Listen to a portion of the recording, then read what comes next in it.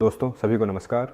मेरा नाम पावेल फिलिपोव है। मेरे साथ स्टूडियो में, या सही कहा जाए कार्यालय में, फेडोर कॉन्स्टेंटिनोव। और आज हम नवागंतुकों के लिए अपना वेबिनार शुरू करते हैं। पहले एक कतार हम न्यू जनरेशन एयरशिप्स परियोजना पर बात करेंगे। न्यू जनरेशन एयरशिप्स, भाग लें। भागीदारी, आप इस व्यवसाय का हिस्सा कैसे बन सकते हैं और सामान्यतः ये किस प्रकार का व्यवसाय है, और हम थोड़ा ही कब हम न्यू जनरेशन एयरशिप आसमान में उठाएंगे। हम शुरू करने से पहले आपकी थोड़ी और सक्रियता को न भूलें। अंतिम वेबिनार में हमने वास्तव में देखा कि आप हमारे पोस्ट पर 200 से अधिक लाइक डालें। प्रसारण, लेकिन किसी कारणवश इसके बारे में लगातार याद दिलाना आवश्यक है। तो दोस्तों, लाइक करें, रीपोस्ट करें। याद रखें कि ये परियोजना जनभागीदारी की है, निर्भर करती है कि ये कैसे विकसित होगा और ये कितनी तेजी से होगा। हमारे परियोजना के तहत कुछ विशेष घटनाएं हम आज पहली बार थोड़ा प्रसारण कर रहे हैं रूट्यूब पर, इसलिए आप भी देख सकते हैं वहाँ। अगर आपको ये प्लेटफॉर्म पसंद है, वहाँ हम थोड़ा वीडियो डालेंगे। आप भी इस पर सब्सक्राइब करें। अन्य सोशल नेटवर्क पर भी सब्सक्राइब करें। हम अभी मुख्य रूप से वा कॉन्टैक्ट है यूट्यूब और रूट्यूब पर। तो बाकी सब आप सामाजिक नेटवर्क हैं। आप इस प्रसारण के नीचे विवरण में उदाहरण के लिए देख सकते हैं। यहाँ दोस्तों को बुलाना ना भूलें। हमारे परियोजना पर कुछ नहीं जानता। आज दिलचस्प होगा। हम स्वयं ही एक वित्तीय कंपनी हैं। हम एक प्रमुख वित्तीय कंपनी सोलर ग्रुप हैं। हम एक निवेश प्लेटफॉर्म हैं। अब कई विभिन्न निवेश परियोजनाएं हैं, और हम वास्तव में केवल एक निवेश प्लेटफॉर्म नहीं हैं। क्लासिकल अर्थ में हम वास्तव में एक क्राउड प्लेटफॉर्म हैं। हम सामूहिक निवेश के तरीके से परियोजनाओं को वित्त पोषित करते हैं। इसका मतलब है कि आप में से प्रत्येक पूंजी और हमारे परियोजनाओं में शामिल हो सकते हैं। हमारे पास पहले से ही 500,000 से अधिक पंजीकृत ग्राहक हैं हमारे प्लेटफॉर्म पर, और आप उनमें से एक हो सकते हैं, या शायद आप पहले से ही ऐसा हैं। वास्तव में वर्तमान में हमारे परियोजना में कुल ही लगभग $100 मिलियन की राशि जुटाई गई थी, विशेष रूप से लगभग 54 मिलियन। मुझे लगता है कि इस वर्ष हम पहले ही 100 मिलियन का इतना सुंदर मील का पत्थर पार कर चुके हैं। 7 साल से अस्तित्व में है, इसलिए इस समय के दौरान काफ़ी कुछ थोड़ा किया गया है। विशेष रूप से हम वर्तमान में हैं हमारे पहले परियोजना सोबल मैश के अंतिम चरण में, जिसके तहत हम इंजीनियरिंग निर्माण कर रहे हैं। उद्यम के क्षेत्र में जहां विकसित डिजाइन और दुनिया में सबसे प्रभावी इलेक्ट्रिक मोटर्स उत्पादन किया जाएगा, वहां हमारे पास एक अंतिम चरण है। अब हम आपसे हमारे बारे में बात करेंगे। अगला निवेश परियोजना, जिसे केवल अगले लगभग 1 महीने पहले, जिसके तहत हम एक महत्वपूर्ण नेता का निर्माण करेंगे जगह में एयरशिप निर्माण। और वास्तव में सचमुच केवल यही नहीं, और निश्चित रूप से जब हम दूसरे प्रोजेक्ट को शुरू करने से पहले हमने विभिन्न विकल्पों की काफ़ी लंबे समय तक खोज की। हम वही खोज रहे थे जो हमारे लिए उपयुक्त है, वही आपके लिए दिलचस्प होगा। और फेडोर कॉन्स्टेंटिनोव ने ठीक इसी पर जवाब दिया। इस गतिविधि के लिए, इस दिशा के लिए। प्रश्न मैं पूछें फेडोर, आपने इस पर क्यों रुकने का निर्णय लिया, जनरेशन एयरशिप्स के बारे में? सभी का हार्दिक स्वागत है दोस्तों। हाँ पाश, हर बार थोड़ा ही बताना पड़ता है कि क्यों। मैं बताऊंगा। क्योंकि सितारे इस तरह से जैसे मिले, एक साथ आए।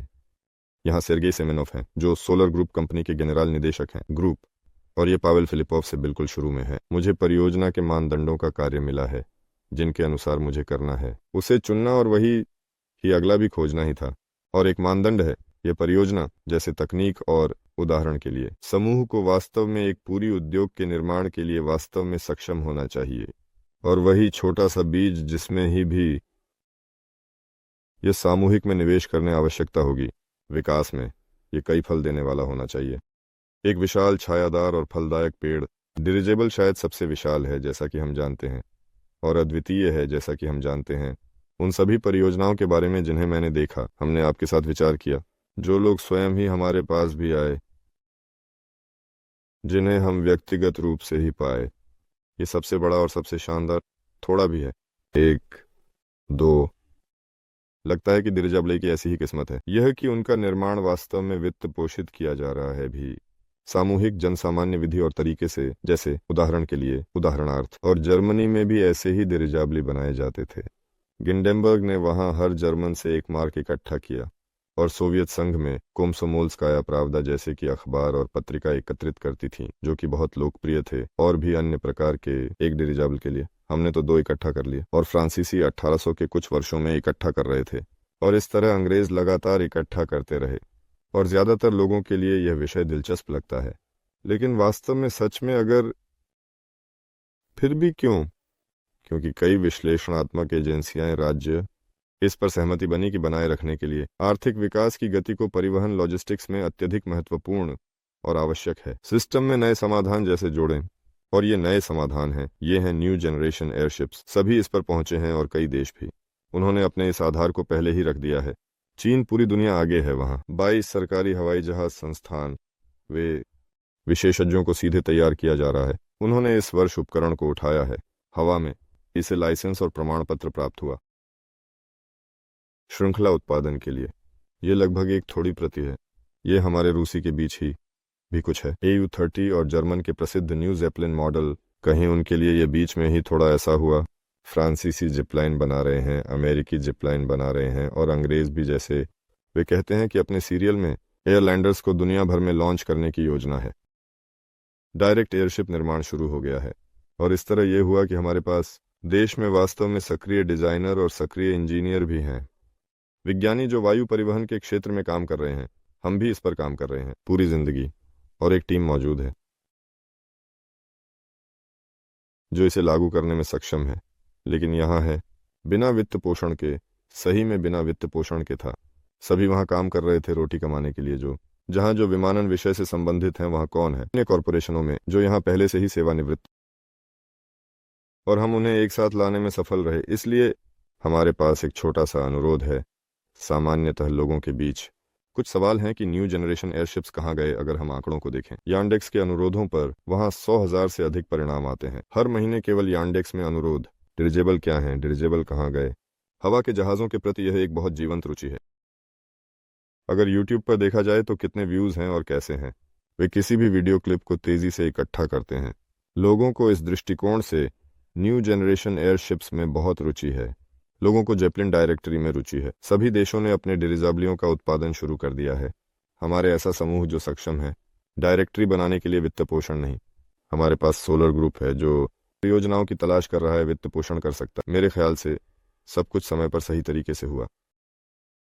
इसलिए एयरशिप, हम सोचते हैं कि ये क्या है, ऐसा है, और यहाँ एक जेपलिन खड़ा है। क्या तुम कुछ शब्द कह सकते हो इसमें क्या है? ये विशेषता है, वह वास्तव में कैसे उड़ता है, और इसे कहाँ पर वास्तव में लागू किया जाता है, और ये कैसे काम करता है? हाँ, मैं कर सकता। सबको समझ में आता है कि डायरेक्ट एयरशिप आर्किमिडीज की शक्ति का उपयोग करती है। इस पूरे आकार को उठाने वाली गैस से भर देंगे। पहले हाइड्रोजन का उपयोग किया गया, फिर हमें हीलियम उपयोग किया, अब शायद ये केवल हीलियम होगा।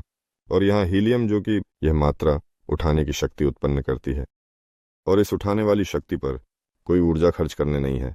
अगर इसे हेलीकॉप्टर या विमान जैसे उदाहरण के लिए से तुलना करें, हेलीकॉप्टर को लगातार पंखा घुमाना पड़ता है, ऊपर रहने के लिए थोड़ा ही ईंधन खर्च करना। विमान को लगातार प्रोपल्सिव गति उत्पन्न करनी होती है ताकि पंख पर उठाने वाली शक्ति उत्पन्न हो सके। वह थोड़ा रुक नहीं सकता, और वह इसके लिए ईंधन खर्च करता है। और एयरशिप थोड़ा सा मुफ्त में ही ऊपर उठती है। हमारे पास शर्तों आता है, एक ऐसा मुफ्त एंटी ग्रेविटेटर जैसा कुछ। यह स्पष्ट है कि बनाने के लिए प्रोपल्सिव शक्ति के लिए यहाँ पंखे लगे हैं। पंखों के लिए वहाँ ईंधन और बिजली खर्च की जाएगी। स्पष्ट है कि उसके पास एक बड़ा लबोलुआब है विमानों और हेलीकॉप्टरों के संबंध में प्रतिरोध, लेकिन इसके बावजूद ये फिर भी एक जेपेलिन है। इसे वास्तव में सचमुच सबसे सुरक्षित वायु परिवहन माना जाता है, और निर्धारित आयाम का सबसे आर्थिक रूप से प्रभावी होना। इसका मतलब इनका उपयोग क्षेत्र, संभावनाएं वास्तव में बहुत व्यापक हैं। क्या कुछ मुख्य बातें जैसे कि यहाँ पर विदल की जा सकती हैं, या सबसे दिलचस्प या सबसे पैसे वाले ही? यह सबसे पहले केवल लोगों के ज्ञान द्वारा सीमित है। सोचने की जड़ता के कारण और आर्थिक मॉडल अंदर जिसमें यह प्रक्रिया विकसित होने की कोशिश कर रही है। कुल मिलाकर कल्पनाएं बिना सीमा के हो सकती हैं, यहाँ तक कि हाँ, यह उदाहरण बहुत पसंद है, जो कि ये एक उड़ता हुआ चिकित्सा केंद्र हो सकता है, सीधे एक पूरी पॉलीक्लिनिक जो दूर दराज के क्षेत्रों में घूमती है, और वहाँ कृपया जनसंख्या को सेवाएं प्रदान की जाती हैं। यह असामान्य उपयोग न्यू जनरेशन एयरशिप्स, और सबसे आम जो इंटरनेट पर है, यह बड़े आकार के भारी माल की परिवहन के लिए है, जिन्हें विशेष रूप से लंबी दूरी के लिए डिजाइन किया गया है और सुरक्षित रूप से। वहां पर सड़कों पर परिवहन करना काफी मुश्किल है, वहां पर जाना भी मुश्किल है रेलवे ट्रैक के लिए जैसे, क्योंकि यह वास्तव में बड़ा है। उसे फर्क नहीं पड़ता कि यह बड़ा है, वह ये बिना किसी हवाई अड्डों के ऊपर उठा सकता है।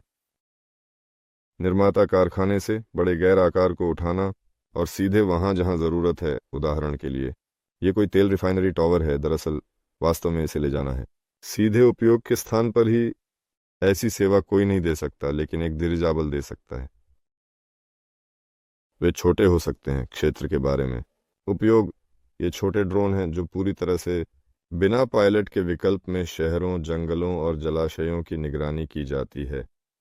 सीमाओं किसी भी चीज की भी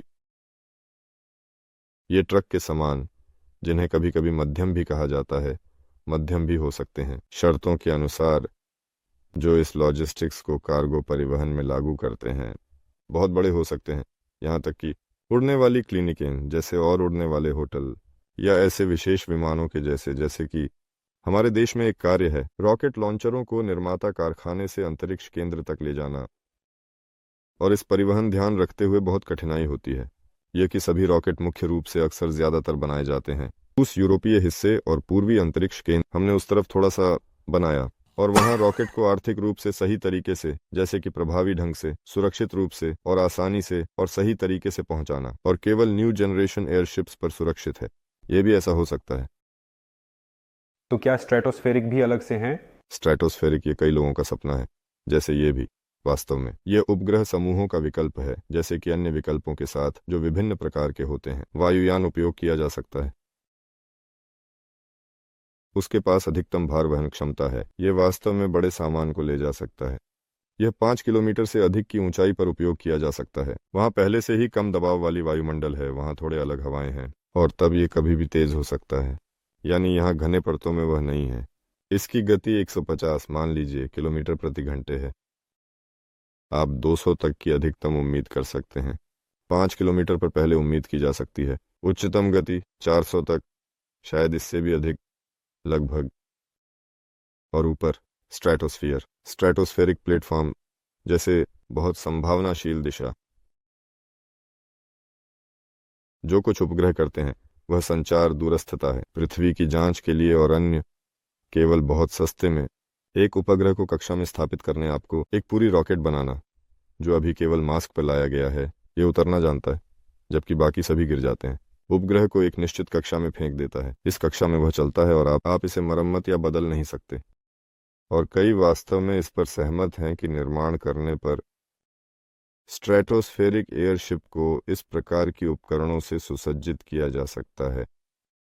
उपग्रह समूहों को अच्छी प्रतिस्पर्धा प्रदान करना, आर्थिक दृष्टिकोण से, तकनीकी दृष्टिकोण से, क्योंकि आप इसे स्थानांतरित कर सकते हैं। लटक गए बिंदु ऊपर, दूसरे बिंदु ऊपर, इसे फिर से उतारा जा सकता है, मरम्मत की जा सकती है। तकनीकी रखरखाव, उपयोगी भार को बदलें, उसे फिर से ऊपर उठाना, यह अंतरिक्ष में लॉन्च करने की तुलना में बहुत सस्ता है। रॉकेट और नए उपग्रह का निर्माण। और तो हाँ, अब इंटरनेट पर, ठीक है, जैसे थोड़ा सा और कुछ और।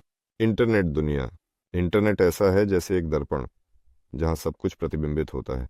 पर्यटकों को लॉन्च करने के लिए बहुत सारे स्टार्टअप हैं स्ट्रेटोस्फियर में, लेकिन ये बहुत ही ऐसा है, ये एक रोमांटिक कहानी है, लोगों को पसंद है। देखिए, लोग स्ट्रेटोस्फियर में सैर करेंगे जैसे कि, और फिर वास्तव में थोड़ा मज़ेदार है, लेकिन सबके मन में चुपचाप सभी थोड़ा भी सोचते हैं कि लोग अच्छे हैं, लेकिन फिर भी स्ट्रेटोस्फियर पर कब्जा करना चाहिए, संबंधों, डेटा और अन्य चीज़ों को सुनिश्चित करने। ये है लक्ष्य, क्योंकि यह बहुत ही धनवान क्षेत्र है, भरी हुई है, अंतरिक्ष भरा हुआ है, लेकिन स्ट्रेटोस्फियर भी खाली है। लेकिन यदि तुलना की जाए तो यही कार्य जैसे ही भी और सभी जात और सामान्य उड़ान यंत्रों द्वारा उदाहरण के लिए किया जाएगा। तुलना में क्या निकलता है? हवा जहाज बस सस्ता है। किसके साथ तुलना में?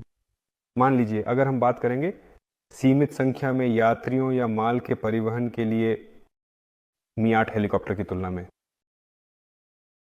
हाँ, इस पर निर्भर करता है डिरिजाबल कौन माप है। एक निश्चित आकार के साथ वास्तव में शायद, संभवतः गुब्बारा सबसे सस्ता परिवहन होगा, 1 टन प्रति 1 किलोमीटर के हिसाब से। लेकिन यह होना चाहिए,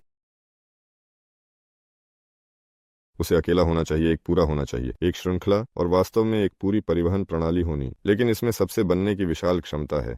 फिर भी यह सस्ता, यानी आर्थिक रूप से प्रभावी परिवहन है।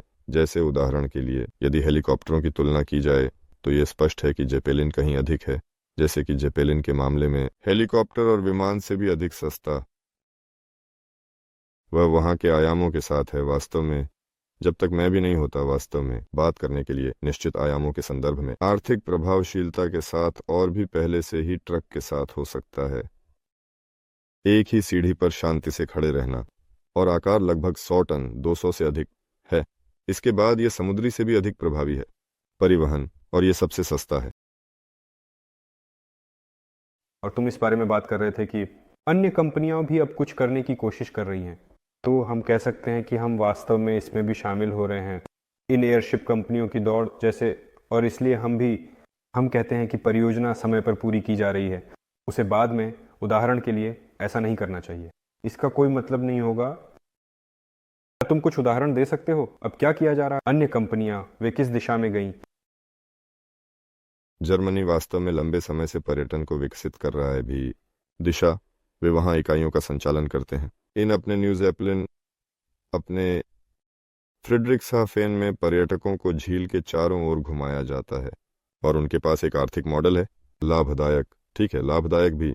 उनके पास पैसा है, कंपनी धनी है और उनके लिए यह पर्याप्त है। प्लस वे पहले एक डिरिजाबल का उत्पादन करते थे। 5 साल की उम्र में इसे क्षेत्र में बेचा गया एक टुकड़े के लिए $20 मिलियन। बस थोड़ी ऐसी ही और बहुत आरामदायक महसूस कर रहे थे। लेकिन अब यह सारी सुविधा चीन की ओर से दबाव बढ़ेगा, क्योंकि चीन ने वास्तव में लगभग ऐसा ही एक उत्पादित किया है जो कि बहुत ही दिलचस्प है, और अगले साल के लिए और 10 का आदेश दिया। जर्मन एक बदले 5 वर्षों, चीन एक वर्ष में 10 का निर्माण करने की योजना बना रहा है, और बिल्कुल इसी उद्देश्य के लिए, जैसे कि उपयोग। उदाहरण के लिए यह पर्यटन है। सच पर्यटन केवल आंतरिक चीनी है, लेकिन 10 उपकरणों का निर्माण करने के बाद मोटे तौर पर उन्हें लॉन्च करना। पर्यटन में वे देखेंगे कि उनके पास वहां कितना है। उत्पादन की लागत और संचालन के अनुसार जैसे निकलेगा, यह जर्मनों की तुलना में बहुत सस्ता होगा, और यहाँ जर्मनों को आगे कुछ करना पड़ेगा। वे हिलने डुलने के लिए इच्छुक नहीं थे। इससे पहले चीन में यह पर्यटन है। अंग्लियों के लिए एयरलैंडर भी जैसे पर्यटन है। वहां भी इस बारे में कहा गया है ये कुछ श्रृंखलाबद्ध उपकरण होंगे। जब तक वह वहां अकेला है, मैंने कोई गुणवत्ता नहीं देखी। मैंने उसे उड़ते हुए कभी नहीं देखा, लेकिन वह उड़ रहा था। उसके पास असफलताएं थीं। शुरुआत आपने देखा होगा। वहां डबल ट्रिपल भी है, तो वह थोड़ा जमीन में है, तो वह गेंद की तरह उछल रहा था। वहां पर बाढ़ अटक रहा था, लेकिन कहते हैं कि इसे स्थिर करना सीख लिया गया है। यह भी पर्यटन है, लेकिन यह पहले से ही वीआईपी पर्यटन है। अगर श्रृंखला में लाइनें बस सामान्य स्थान हैं, जैसे कि विमान में बैठे हो, खिड़की में देख रहे हो, थोड़ी देर चल सकते हो। कायूट में खुली खिड़की में सिर निकालना। चीन में भी वही होगा जैसा कुछ। ये पहले से ही वीआईपी पर्यटन कर रहे हैं। वे कांच की फर्श, चमड़े के सोफे, बार, रेस्टोरेंट, चीजें वादा की गई हैं। कक्ष और यात्रा लगभग 1 या 1.5 घंटे के लिए कहीं पर, किसी स्थान पर, और उत्तरी ध्रुव पर सशर्त। हाँ, ये वास्तव में काफी महंगा है। टिकटों की कीमत पहले से ही काफी अधिक है। उनकी बिक्री में खुली और नहीं भी अभी खुले में $200,000। ऐसा लगता है कि एक ऐसे यात्रा के लिए एक व्यक्ति से फिर से पर्यटन, लेकिन अमीरों के लिए। सर्गेई ब्रिन अमेरिका में एक न्यू जनरेशन एयरशिप्स बना रहे थे। जेपेलिन योजना पुरानी, जैसा कि गिंडेनबर्ग योजना के अनुसार, वह सबसे बड़ा कठोर इकट्ठा करना चाहता था, आधुनिक डिरिजाबल, और उसने इसे इकट्ठा किया। लेकिन इसके उड़ान तकनीकी विशेषताओं के साथ शायद, जैसे भी और कभी कभी सब कुछ बहुत ही दुखद है। उसने जोर देकर घोषणा की कि यह एक बचाव डिरिजाबल होगा। जैसे कि हमारे यहाँ समय समय पर जंगल की आग लगती है, और उनके पास और भी टिड्डे, तूफान, बाढ़ और अन्य समस्याएं हैं। उसने घोषणा की कि वह बचाव करता होगा। क्या वह अंततः उनके लिए ऐसा बन सकेगा, यह अभी तक स्पष्ट नहीं है। लेकिन मुझे पता है कि गूगल के पास निश्चित रूप से योजनाएं थीं। वे ऊंचे न्यू जनरेशन एयरशिप्स बनाने की योजना बना रहे थे ताकि उन पर सर्वर उपकरण स्थापित किया जा सके। वहां जो ठंड है वह मुफ्त है, लेकिन होल्ड की पीढ़ी बहुत ही महंगी है। उसी सर्वरों के लिए एक अद्भुत कहानी। शायद उन्होंने उसके लिए ही बनाए थे, किसी को नहीं। हमने वास्तव में सचमुच नहीं कहा कि हम स्थानीय रूप से एमटीएस को सुनिश्चित करेंगे। अज्ञात अभी भी कुछ छोटे स्टार्टअप हैं। एक और सोलर है, जिसे एयरशिप के नाम से भी जाना जाता है, जिसे एयरशिप भी कहा जाता है। फ्रांसीसी पूरी तरह से इलेक्ट्रिक बनाने का वादा करते हैं, सौर पैनलों पर, पर्यावरण के अनुकूल, शून्य निष्कासन और अन्य चीजों के बाद, जैसे कि आदि। इसे पर्यटन बनाना चाहते हैं। अफ्रीका में एक स्टार्टअप शुरू किया गया है और ये काम कर रहा है। फ्रांसीसियों के साथ मिलकर एक छोटा ड्रोन निर्देशित विमान और सफलतापूर्वक बनाया। बिल्कुल छोटा। वह डायरेक्टर्स के लिए ये अक्सर ज़्यादातर एक खिलौना माना जाता है। ये एक एरोस्टैटिक लोड लाइटिंग ड्रोन है। इसे एक डिरिजाब्लम कहा जा सकता है। ये डिलीवरी के लिए उपयोग किया जाता है, दूर दराज के क्षेत्रों में आवश्यक दवाओं की आपूर्ति जैसे। थोड़ा अलग उपयोग। इसके अलावा एक यूरोपीय पक्ष नहीं। याद है कि उन्होंने भी ऐसा थोड़ा और किया था। हवा के दबाव से नियंत्रित यंत्र, उदाहरण के लिए। इसका मतलब है शायद ये एक डिरिजाबल है, शायद भी अफ्रीकियों की तुलना में अधिक। उन्होंने विद्युत संचरण लाइन की निगरानी के लिए यह किया। ये उद्देश्यों भी एक ड्रोन बिना पायलट का विमान है। अमेजन के पास एक पेटेंट है जो उनकी नई तकनीक से संबंधित है, जो ई कॉमर्स के क्षेत्र में उनके नवाचार को दर्शाता है। हाल ही में अमेजन ने उड़ने वाले गोदाम का पेटेंट कराया है। वह कहीं वहां लोड हो गया है, शहर के ऊपर जा रहा है और इसके माध्यम से ड्रोन सटीक डिलीवरी करते हैं। उसने अंगूठी पार की और थोड़ा वापस धीरे धीरे उतर गया। क्या उन्होंने इसका निर्माण शुरू किया? अभी नहीं पता, शायद नहीं। विज्ञापन उपयोग किए जाने वाले डिरिजाबल कहीं उपयोग हैं। हाल ही में कई लोगों ने वहां थोड़ा भी देखा। टेलीग्राम पर यह वायरल हो गया है। ब्राजील में ऐसा लगता है वहां फुटबॉल का कोई प्रतियोगिता वास्तव में था, जैसा कि स्थानीय विज्ञापन के साथ एक थोड़ा डायरेक्ट एयरशिप को धीरे धीरे और सावधानीपूर्वक उठाया। टीमों ने इमारत में थोड़ी टक्कर मार दी। विज्ञापन डिरिजाबल, हाँ, पहले इन्हें बनाया जाता था, अब ये किसी के पास है। क्या कोई अभी सीधे विज्ञापन बना रहा है? शायद नहीं। हालांकि तकनीक बदल गई है। राज्य अब पूरी तरह से बनाए जा सकते हैं, एलईडी जाल से ढका हुआ। ये तो शायद किसी प्रकार का विज्ञापन होगा, जैसे उड़ता हुआ स्क्रीन या शायद कुछ और। वास्तव में कई कंपनियां निर्माण कर रही हैं जो बस सुनने में है, कहने का मतलब है, और थोड़ा समझने में भी है, और दिशाएं भी अलग अलग भी हैं। और बताओ, हमारे पास आते हुए हम थोड़ा सा और भी ज़रा कौन से डिरिजाबल बनाएंगे, हम किस प्रकार की अवसंरचना बनाएंगे और आप क्या योजना बना रहे हैं? जैसे कि उदाहरण के लिए कंपनी के तहत संपत्तियां, परियोजना के तहत ये व्यवसाय थोड़ा और विस्तार से क्या होगा, कृपया समझें। मैंने ट्यूला के साथ कैसे शुरू किया। एक पूरी उद्योग का निर्माण करने की योजना बनाई जा रही है। संभवतः ये परिवहन है, डिरिजेबल्स के आधार पर प्रणाली, ये सब कुछ सुनाई देगा। हम छोटे से लेकर बड़े तक निर्माण करने की योजना जैसे और भी बना रहे हैं। डायरेक्टर्स के बीच सामान्यतः पेशेवर विकृति और विशालता अक्सर भी होती है। क्या तुम और न्यू जनरेशन एयरशिप्स बना रहे हो? इसके गुणधर्म बहुत अच्छे से ज्यादा बढ़ते हैं। उसकी ऊर्जा क्षमता, उठाने वाली शक्तियां, जैसे वे उसके आयतन के साथ बढ़ती हैं। फ्रंटल प्रतिरोध वर्ग में बढ़ता है और वे सभी उसे बेहतर अधिक अधिक करने की कोशिश की जा रही है। और अंत में घोषित करते हैं, जैसे कि हमारे पास है, अब यहाँ एरोस्मेनी है और एक ऐसा समूह भी है हमारे देश में, कहते हैं कि अगले ही वर्ष भी 600 टन की लदान क्षमता वाला एक डिरिजेबल बनाया जाएगा। ऐसे बयानों की संख्या ग्रह पर बहुत अधिक है। सब लोग 1000, 2000, 10,000 की बात कर रहे हैं। समझ में आया? हम ऐसा नहीं करेंगे क्योंकि यह असंभव है। बिना कहने के लिए एक रेखा बनाएं, छोटे से मध्यम बड़े कार्यों को करने के लिए। हम नहीं करेंगे। हम थोड़ा बिना पायलट के शुरू करेंगे और वैकल्पिक रूप से पायलट किए जाने वाले डिरिजाबला। इस गैस के इस मात्रा की थोड़ी सी अधिक भार वहन क्षमता हम शुरू करेंगे। ये लगभग 2 टन होगा भार वहन क्षमता।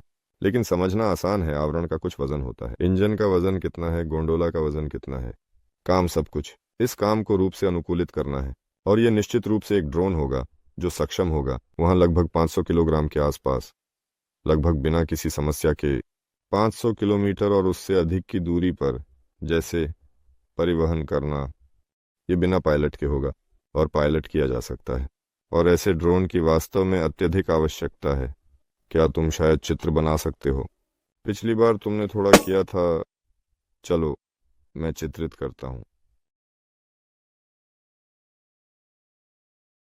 उड़न यंत्रों के अलावा अन्य चीजें बनाई जाएंगी, विभिन्न एलिंग और इसी तरह के अन्य। तो हम चर्चा की ओर बढ़ते हैं। हम वास्तव में इस परियोजना में विस्तार पूर्वक और सटीक रूप से क्या कर रहे हैं? इस परियोजना के अंतर्गत हम एक नई मातृ कंपनी का निर्माण कर रहे हैं जो विभिन्न उप प्रभागों को एकीकृत करेगी और समग्र प्रबंधन को सुगम बनाएगी। इसका मतलब है कि मातृ कंपनी जैसी मूल कंपनी वास्तव में वास्तविकता में वही होगी इस परिवहन क्षेत्र की विशेषज्ञता का बिंदु, जैसे कि विशेष रूप से और अन्य महत्वपूर्ण कारणों से इस प्रकार के कार्यों में हवा जहाज निर्माण, जिसमें एक डिजाइन ब्यूरो शामिल होगा, और संभवतः और जो परियोजना के डिजाइन में लगेगा वह पहले ही इसमें शामिल है, तो यह पहले से ही व्यवस्थित किया गया है। इसमें अनुभवात्मक उत्पादन उदाहरण के लिए शामिल होगा, और उड़ान परीक्षण परिसर जैसे उदाहरण के लिए इसमें उदाहरण के तौर पर श्रृंखलाबद्ध उत्पादन शामिल होगा। इसमें कंपनी जैसे शामिल होगी जो सब कुछ भी संचालित करेगा ही। इसका संचालन करने प्रशिक्षण केंद्र की आवश्यकता है। एक बड़ा कंपनियों का समूह होगा जिनमें विभिन्न उद्योग शामिल होंगे और एकमात्र कंपनी के तहत ही। ये मात्र कंपनी ठीक है। ये परियोजना, जैसे कि ये क्राउड फंडिंग के माध्यम से बनाया जा रहा है, सहयोग से आगे बढ़ रही है। पहला उत्पाद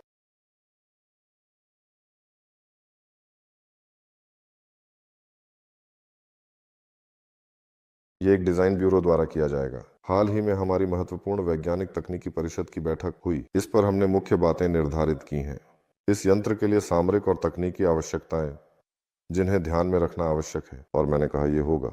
यह यंत्र, जिसकी क्षमता 2000 घन मीटर है, मॉडल संख्या 2200 के साथ आता है। यह विशेष रूप से बड़े पैमाने पर कार्यों के लिए डिजाइन किया गया है, जो इसे विभिन्न औद्योगिक लगभग 500 किलोग्राम की भार वहन क्षमता, लगभग, आप थोड़ा अधिक ले सकते हैं, आप थोड़ा कम भी ले सकते हैं। यह एक बिना पायलट का विमान होगा जो पूरी तरह से स्वचालित और अत्याधुनिक तकनीक से लैस होगा। पहला कड़ी यानी सबसे परिवहन प्रणाली एक ऐसा केंद्र है जहां ये बिना पायलट के विमान, जिन्हें अत्याधुनिक और उन्नत तकनीक के विमान कहा जाता है, स्थित हैं। जेपेलिन का न्यूनतम व्यास लगभग 500 किलोमीटर है, जो स्वचालित मोड में बिना किसी मनुष्य की भागीदारी, जैसे सामान उठाना और उसे पहुंचाना, बिंदु तक वापस लौटना, सामान उतारना, वापस लौटना।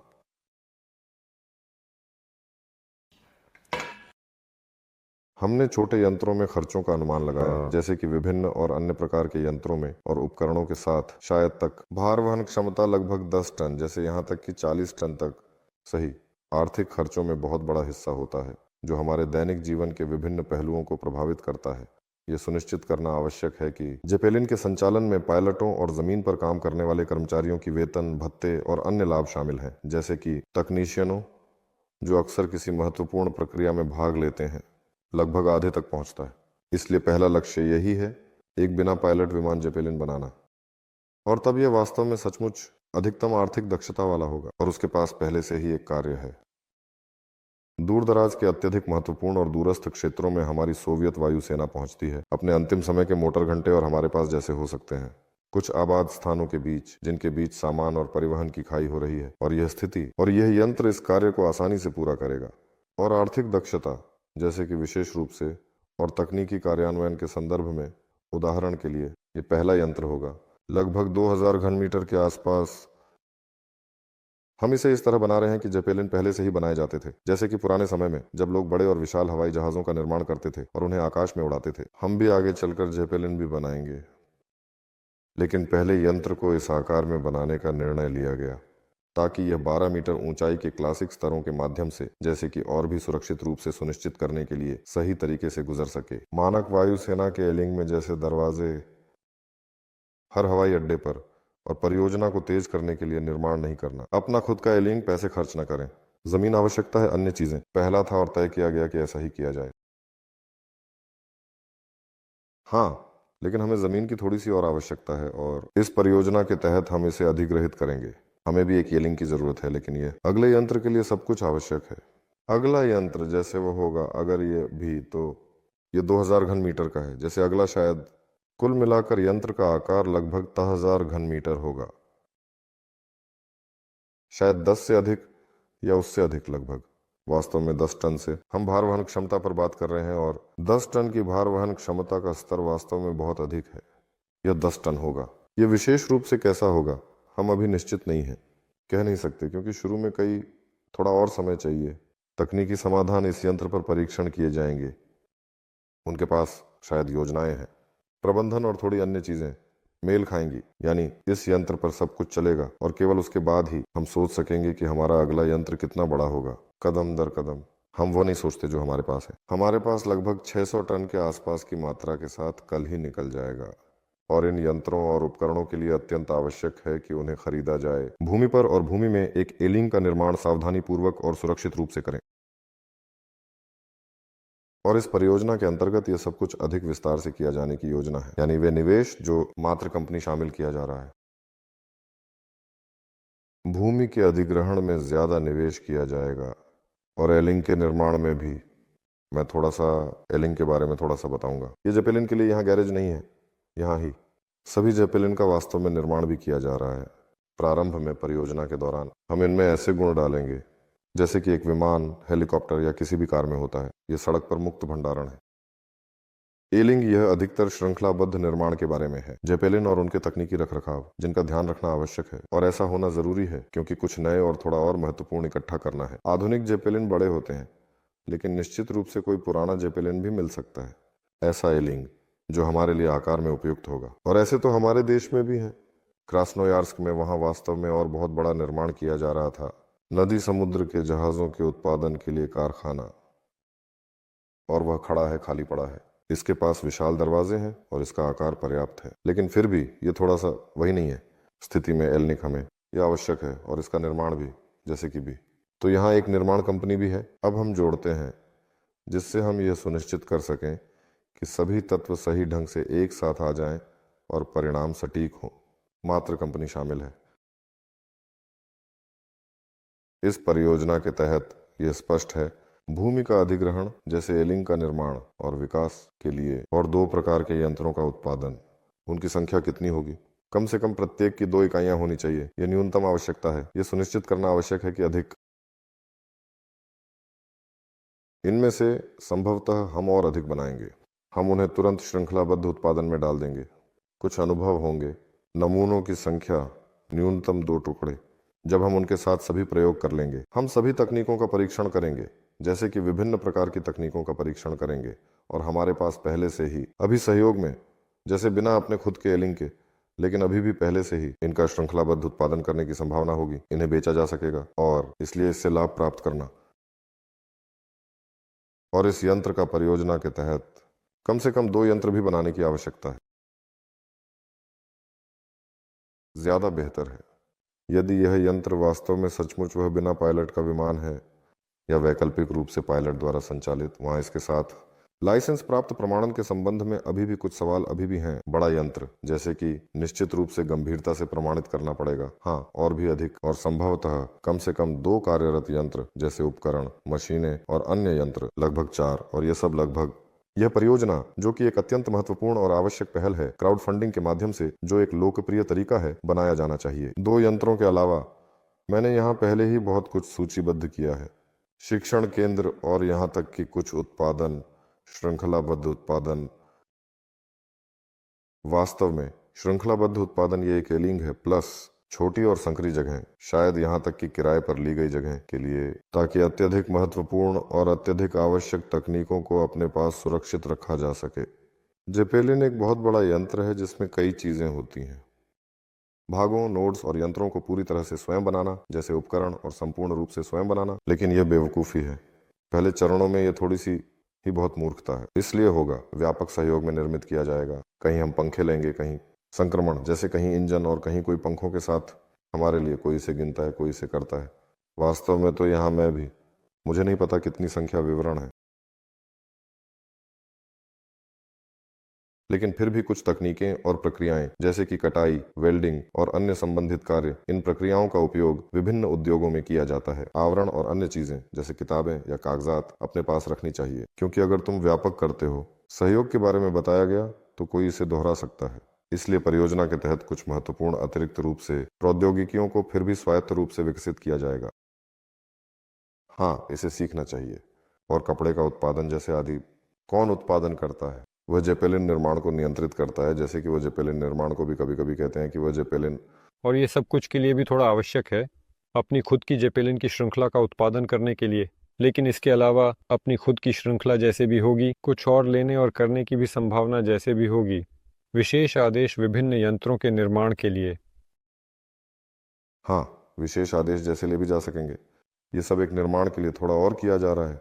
पहले कार्यशील टीम, जैसे कार्यशील आधुनिक तकनीक और उदाहरण के लिए और अत्याधुनिक तकनीक, और एक स्थायी और संगठनात्मक व्यावसायिक इकाई श्रृंखलाबद्ध रूप से उत्पादित डेटा और डेटा यंत्र भविष्य में इस विकास को सुनिश्चित कर सकते हैं। कंपनियों से लेकर जैसे एक पूरे उद्योग तक भी बिना किसी बाहरी वित्त पोषण के, स्वाभाविक रूप से बाहरी वित्त पोषण के साथ गति बढ़ाई जा सकती है। और गुणवत्ता को बढ़ाना, जैसे उदाहरण के लिए, लेकिन कुल मिलाकर यह मातृ कंपनी क्राउड इन्वेस्टिंग के माध्यम से वित्त पोषित की गई है। पहले से ही अधिकतम स्थिर, लाभदायक और विकास की क्षमता होना।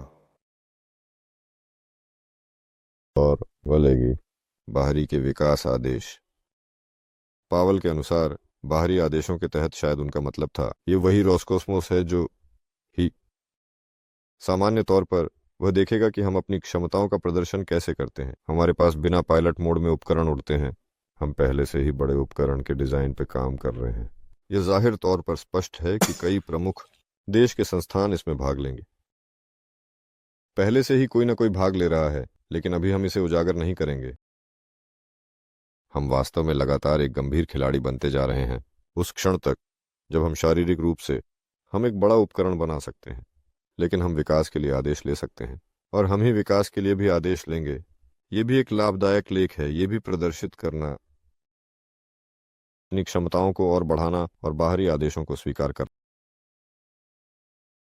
व्यवसाय के लिए विशेष उपकरण या वहां विशेष कार्यों का समाधान।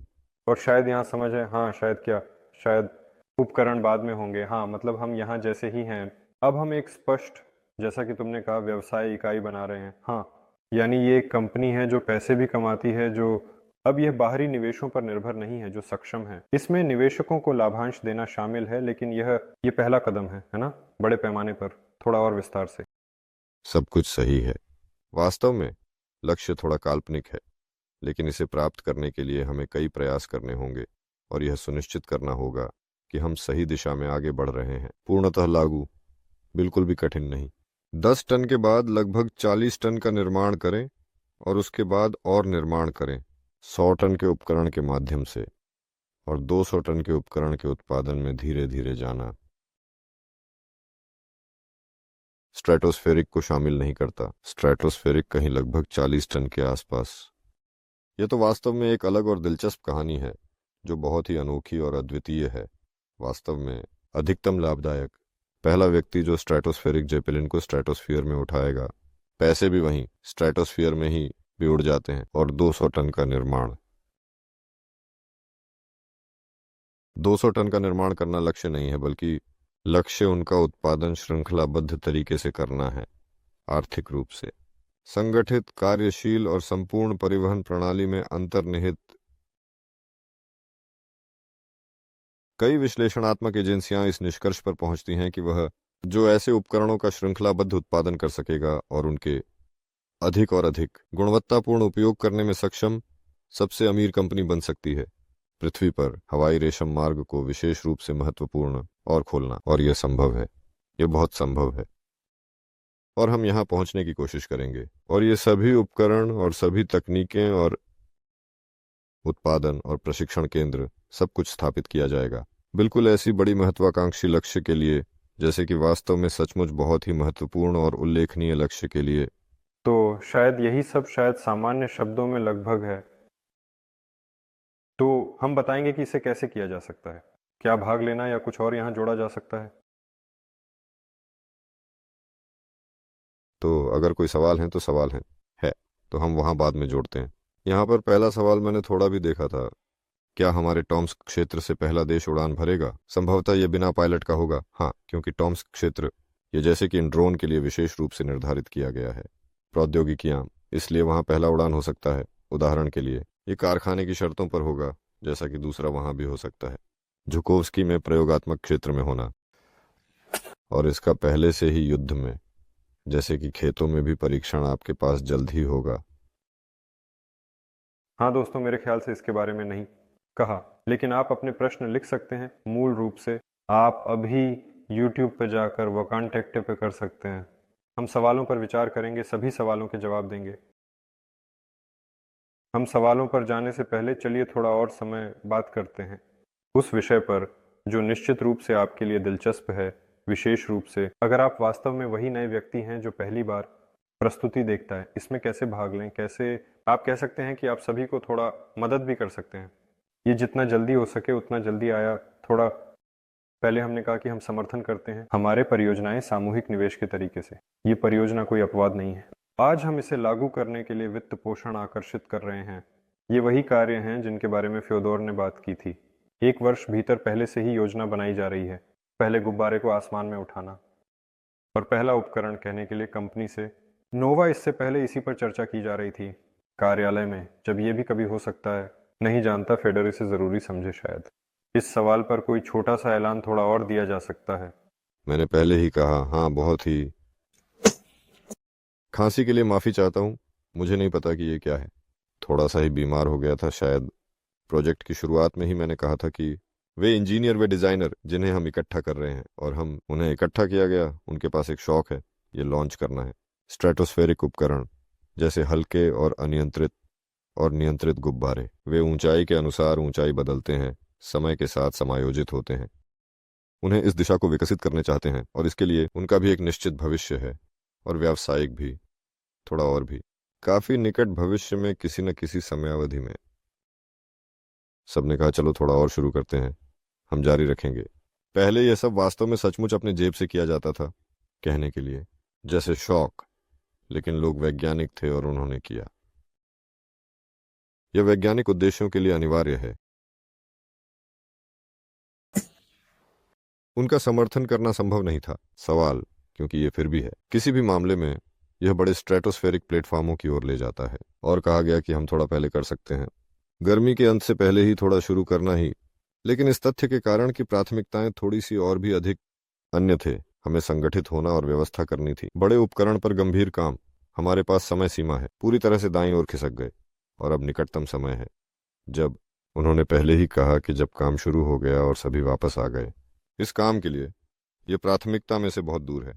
कहा तो कुल मिलाकर वास्तव में, जैसा कि हमने वहां पूरा कर लिया है, संचार प्रणाली, प्रक्षेपण प्रणाली, इसी तरह हम वास्तव में इस शनिवार को इसे शुरू कर सकते हैं, जिसके लिए हम खुद को थोड़ा तैयार नहीं पाए। कहा, इस शनिवार कुछ ऐसा है, जल्दी, चलो कम से कम 1 हफ्ते बाद।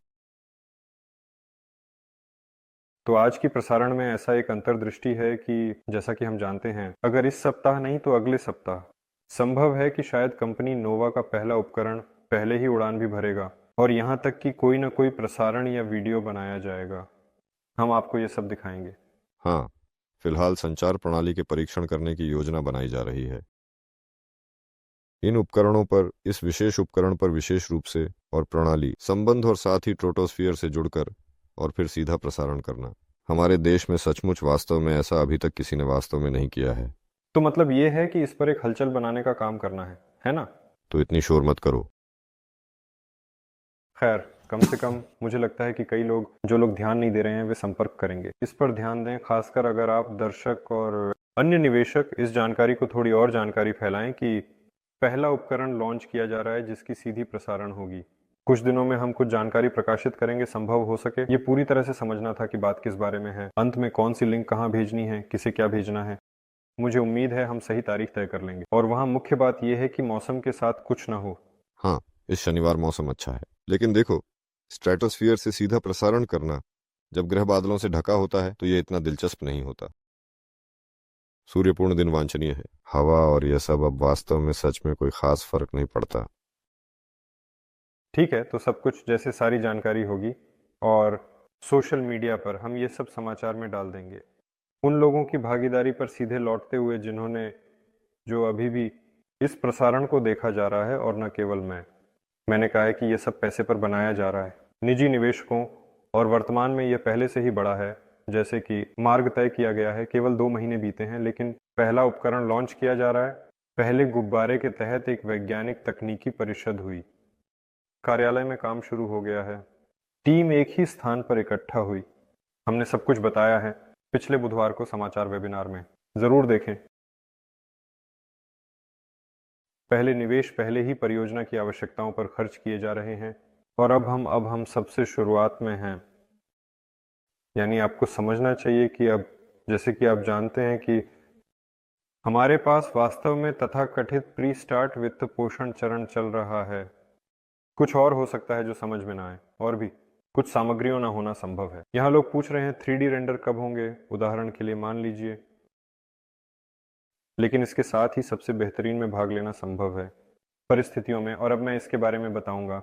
कुल मिलाकर वर्तमान में परियोजना आकर्षित कर रही है। $100 मिलियन की राशि जमा की गई।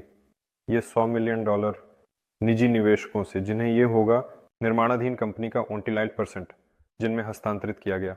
हर किसी को ही उसकी हिस्सेदारी मिलेगी उस राशि से जिसे व्यक्ति निवेश करता है। आज हर निवेशक जैसे निवेश हिस्से भी प्राप्त कर रहा है। आप इन हिस्सों को हमारी वेबसाइट पर उपलब्ध खरीद सकते हैं।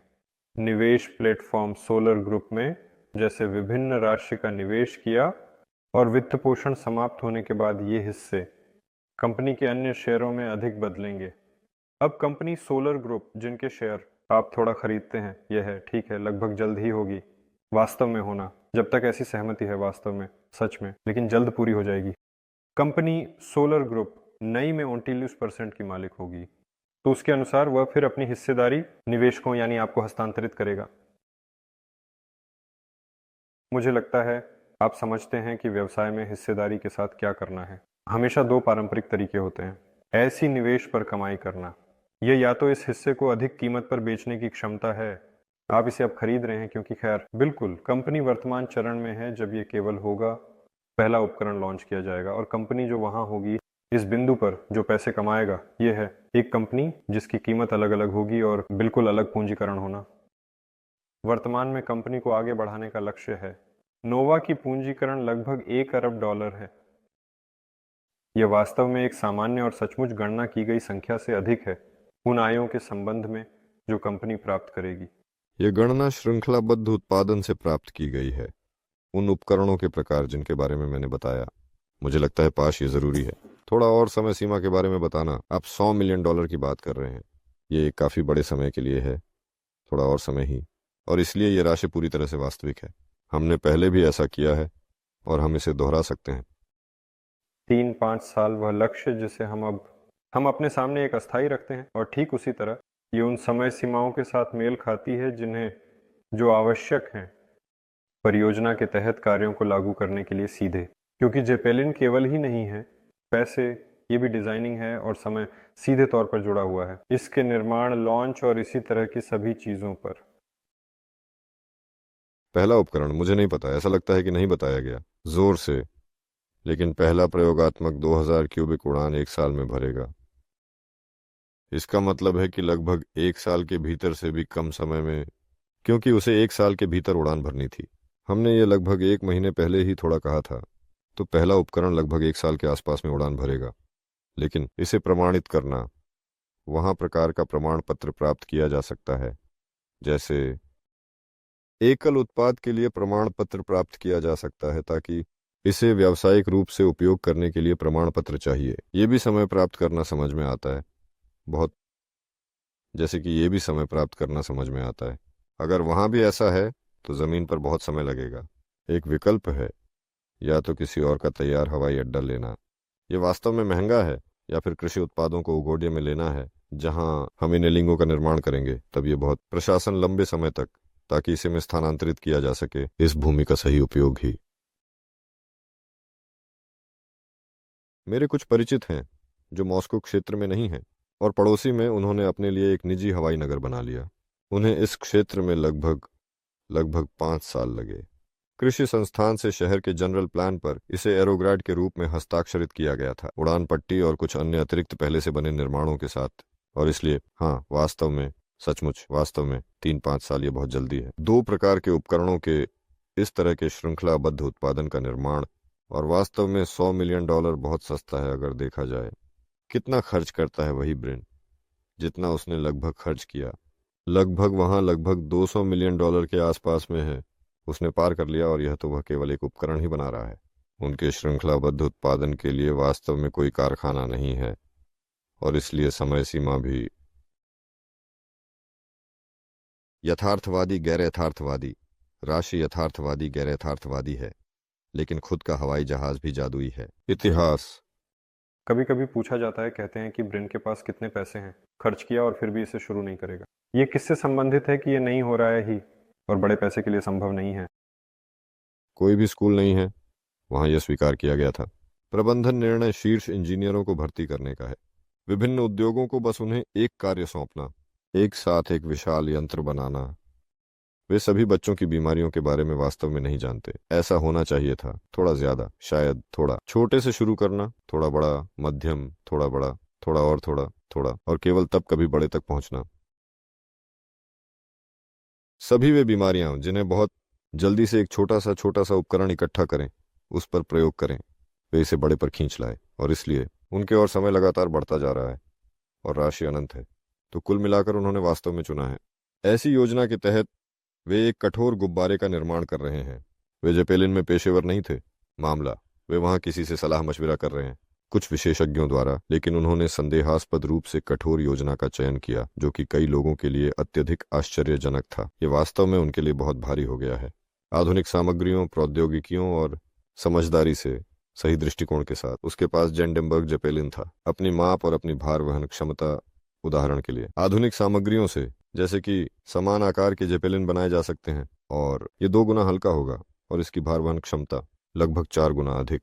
क्योंकि वह खुद ही बहुत भारी था, उसे थोड़ा खींचना पड़ा। जो उठाने की शक्ति के लिए सचमुच वास्तव में बचा था, वह वास्तव में ब्रीन एक भारी, लगभग गिंडेनबर्ग बना रहे हैं। ये समझ में आता है, वो थोड़ा और आसान है, लेकिन ये नहीं हो रहा है। निवेशकों के लिए शर्तों पर सीधे लौटते हुए, जैसे प्लस माइनस। मैंने सब कुछ कह दिया। आज आप थोड़ा सा हिस्से खरीदते हैं, शेयर प्राप्त करते हैं, व्यवसाय का हिस्सा प्राप्त करते हैं। लगभग $100 मिलियन निवेशकों को के करीब सौंपे जाएंगे।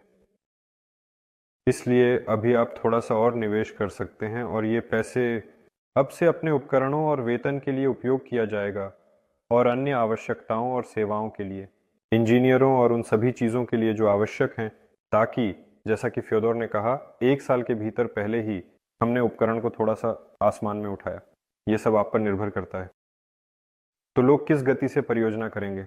समर्थन करते रहना, तभी वह विकसित होगा। हमने अच्छी शुरुआत की, हमने सक्रियता से शुरुआत की। अगर नहीं, मैं गलती कर रहा हूं, हमने 2000 निवेशकों पार कर ली, और हम वास्तव में पर्याप्त वित्त पोषण के साथ सही तरीके से आगे बढ़ रहे हैं, ताकि, जैसा कि आप देख सकते हैं, 2 महीनों में केवल ज्यादा सक्रिय रूप से तैयारी करना ही पहले महत्वपूर्ण और उपकरण के लॉन्च के लिए। इस पर मैं बधाई जो निवेशक परियोजना में शामिल हुए। अगर आप अभी भी सोच रहे हैं तो कृपया थोड़ा और समझने के लिए सवाल पूछें। हम अब आपके पास, उनके पास जाएंगे। हम प्रश्नों को वकंटाक्ते, रूट्यूब और उदाहरण के लिए अन्य प्लेटफॉर्मों आदि पर पढ़ेंगे। यूट्यूब पर उदाहरण के लिए वहां सभी लिंक समाचारों में थे। आप सोशल मीडिया सब्सक्राइब करना चाहते हैं, आप थोड़ी देर के लिए समाचारों पर नजर रखना चाहते हैं, और याद रखें कि हमारे परियोजनाएं वे एक के साथ हैं। जैसे महत्वपूर्ण रूप से महत्वपूर्ण पार्टीज कमाई करने और बड़े व्यवसाय का हिस्सा बनने का अवसर देती हैं, लेकिन दूसरी ओर हम वास्तव में एक बड़ी विचार के लिए हैं। वास्तविकता में, वास्तव में जो परियोजनाएं हम कर रहे हैं, वे दुनिया और रूस को थोड़ा और बेहतर के लिए बदलते हैं। हम वह करते हैं जो करना है। पहले किसी कारणवश ये थोड़ा सा ही नहीं हो पाया, और आप वास्तव में इस बड़े का हिस्सा बन सकते हैं। कहानियां जहां आपकी वजह से जेपेलिन अंततः रूस में है और दुनिया में अपना कानूनी और योग्य स्थान प्राप्त करेंगे। तो पैसे के अलावा, जैसा कि कहा जाता है, आपके पास कुछ होगा। गर्व करना, क्योंकि यह काफी दिलचस्प और महत्वपूर्ण है। हाँ, कम से कम स्वयं पर उनके लिए उड़ना अच्छा होगा। हम जर्मनी में थे। मैं ऐसे ही एक उपकरण पर सवारी कर रहा था। ये एक पूरी तरह से अवर्णनीय अनुभव है। ये हेलीकॉप्टर नहीं है। मैंने हेलीकॉप्टर पर सवारी की है। ये विमान नहीं है। हम सभी ने उन पर उड़ान भरी। ये सचमुच वास्तव में अधिक शांतिपूर्ण बाहर निकलने की तरह लगता है। नाव या बोट पर पानी। आप बाहर निकले, इंजनों को बंद किया, और आप शांति से खड़े हो, आत्मविश्वास से, सुरक्षित महसूस करो। कुछ भी नहीं शोर करता, तुम नहीं गिरते, कुछ भी नहीं, बस आसमान में ही होते हो।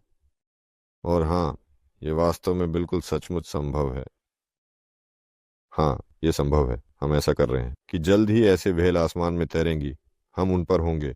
सफर करना और कमाना तो स्वाभाविक है, इसके बिना कहाँ। तो जो तुम कह रहे हो, रूस और दुनिया में शायद ही जाना जाता है। उन्हें श्रृंखलाबद्ध रूप से उत्पादन करना और उपयोग करना तेजी से संभव होगा। शायद यह हमारे अपने देश में भी नहीं है। कुछ क्षेत्र हैं जहां यह सीधे जीवन के लिए आवश्यक है। यह हमारे लिए जीवनदायिनी जरूरी है। हमारे पास देश में परंपरा है कि सबसे अच्छा कुछ पहले आता है, किसी को बनाना फिर अपने लिए। अफ्रीका, इंडोनेशिया, भारत बहुत ज़रूरतमंद क्षेत्र हैं। वहाँ विमानन आवश्यकताओं और नियमों के मामले में, जैसे कि विभिन्न और अन्य संबंधित मामलों में भी देखा जाता है, सब कुछ थोड़ा आसान है। कुल मिलाकर विमानन से संबंधित नौकरशाही, ये पूरी संभावना है कि पहले प्रयोगात्मक नमूने हम बनाएंगे, लेकिन वे कहाँ बड़े पैमाने पर उपयोग किए जाएंगे अगर हम वास्तव में बड़े पैमाने पर उपयोग के लिए पूरी तरह से तैयार हैं। अचानक रूस में ऐसा एहसास आएगा कि यह भी किया जा सकता है यहाँ निश्चित रूप से, लेकिन अफ्रीका संभावनाओं के मामले में अच्छा दिखता है। और अब हम तुरंत उनके साथ अच्छे साझेदारी संबंधों में जुड़कर और निवेशकों, वैसे सोलर ग्रुप में अफ्रीका से सोलर ग्रुप के बहुत सारे हैं और उनके पास वैसे बहुत जीवंत रुचि भी थी। मैंने सोलर ग्रुप कई देशों के लिए वेबिनार आयोजित किए हैं। मुझे नहीं पता, शायद वहाँ 190 ही है। कुछ देशों ने पिछले परियोजना में निवेश किया। मैंने इसमें थोड़ा कितना निवेश किया नहीं जानता, नहीं सकता। कुछ शीर्ष देश हैं, शायद लगभग 30। हाँ, अभी कौन से देश सोलर ग्रुप में निवेश के मामले में शीर्ष पर हैं? तो हम आमतौर पर शीर्ष 10 दिखाते हैं। और मैं वास्तव में इसके लिए अक्सर टॉप 10 वेबिनार आयोजित करता हूँ। निवेशकों को दिलचस्पी है, वे ऐसे हैं तो फेडर आओ हमारे पास, बताओ क्या है। वहाँ ऐसा नया करने के लिए इकट्ठा हुए। और कल मैंने वास्तव में अफ्रीका के लिए वेबिनार में बहुत सारे लोगों को इकट्ठा किया। ये बहुत ही अच्छा था। लोगों मैंने इतना यानी कहीं भी नहीं इकट्ठा किया। बहुत जीवंत रुचि। सभी कहते हैं कि यह बहुत आवश्यक है, बहुत महत्वपूर्ण मामले में निवेश कर रहे हैं। कहा जाता है कृपया हमें उन्हें बनाकर दें। हमें दोनों निजी और सार्वजनिक की आवश्यकता है। क्या कहा जा रहा है? निजी जेपेलिन की कीमत क्या होगी? मैं कहता हूं तो निजी जेपेलिन वहां परिवहन के लिए है 6 लोगों के लिए। खैर, शर्त के अनुसार यह आपको एक कार की कीमत में पड़ेगा अगर हम वह सब कुछ करेंगे जो हमने थोड़ा सोचा है। और हमने इसके वहां श्रृंखलाबद्ध उत्पादन के बारे में सोचा। 6 सीटों का वाहन बन सकता है इस जेपेलिन के आधार पर, थोड़ा बिल्कुल ड्रोन रहित। इसे सस्ता किया जा सकता है।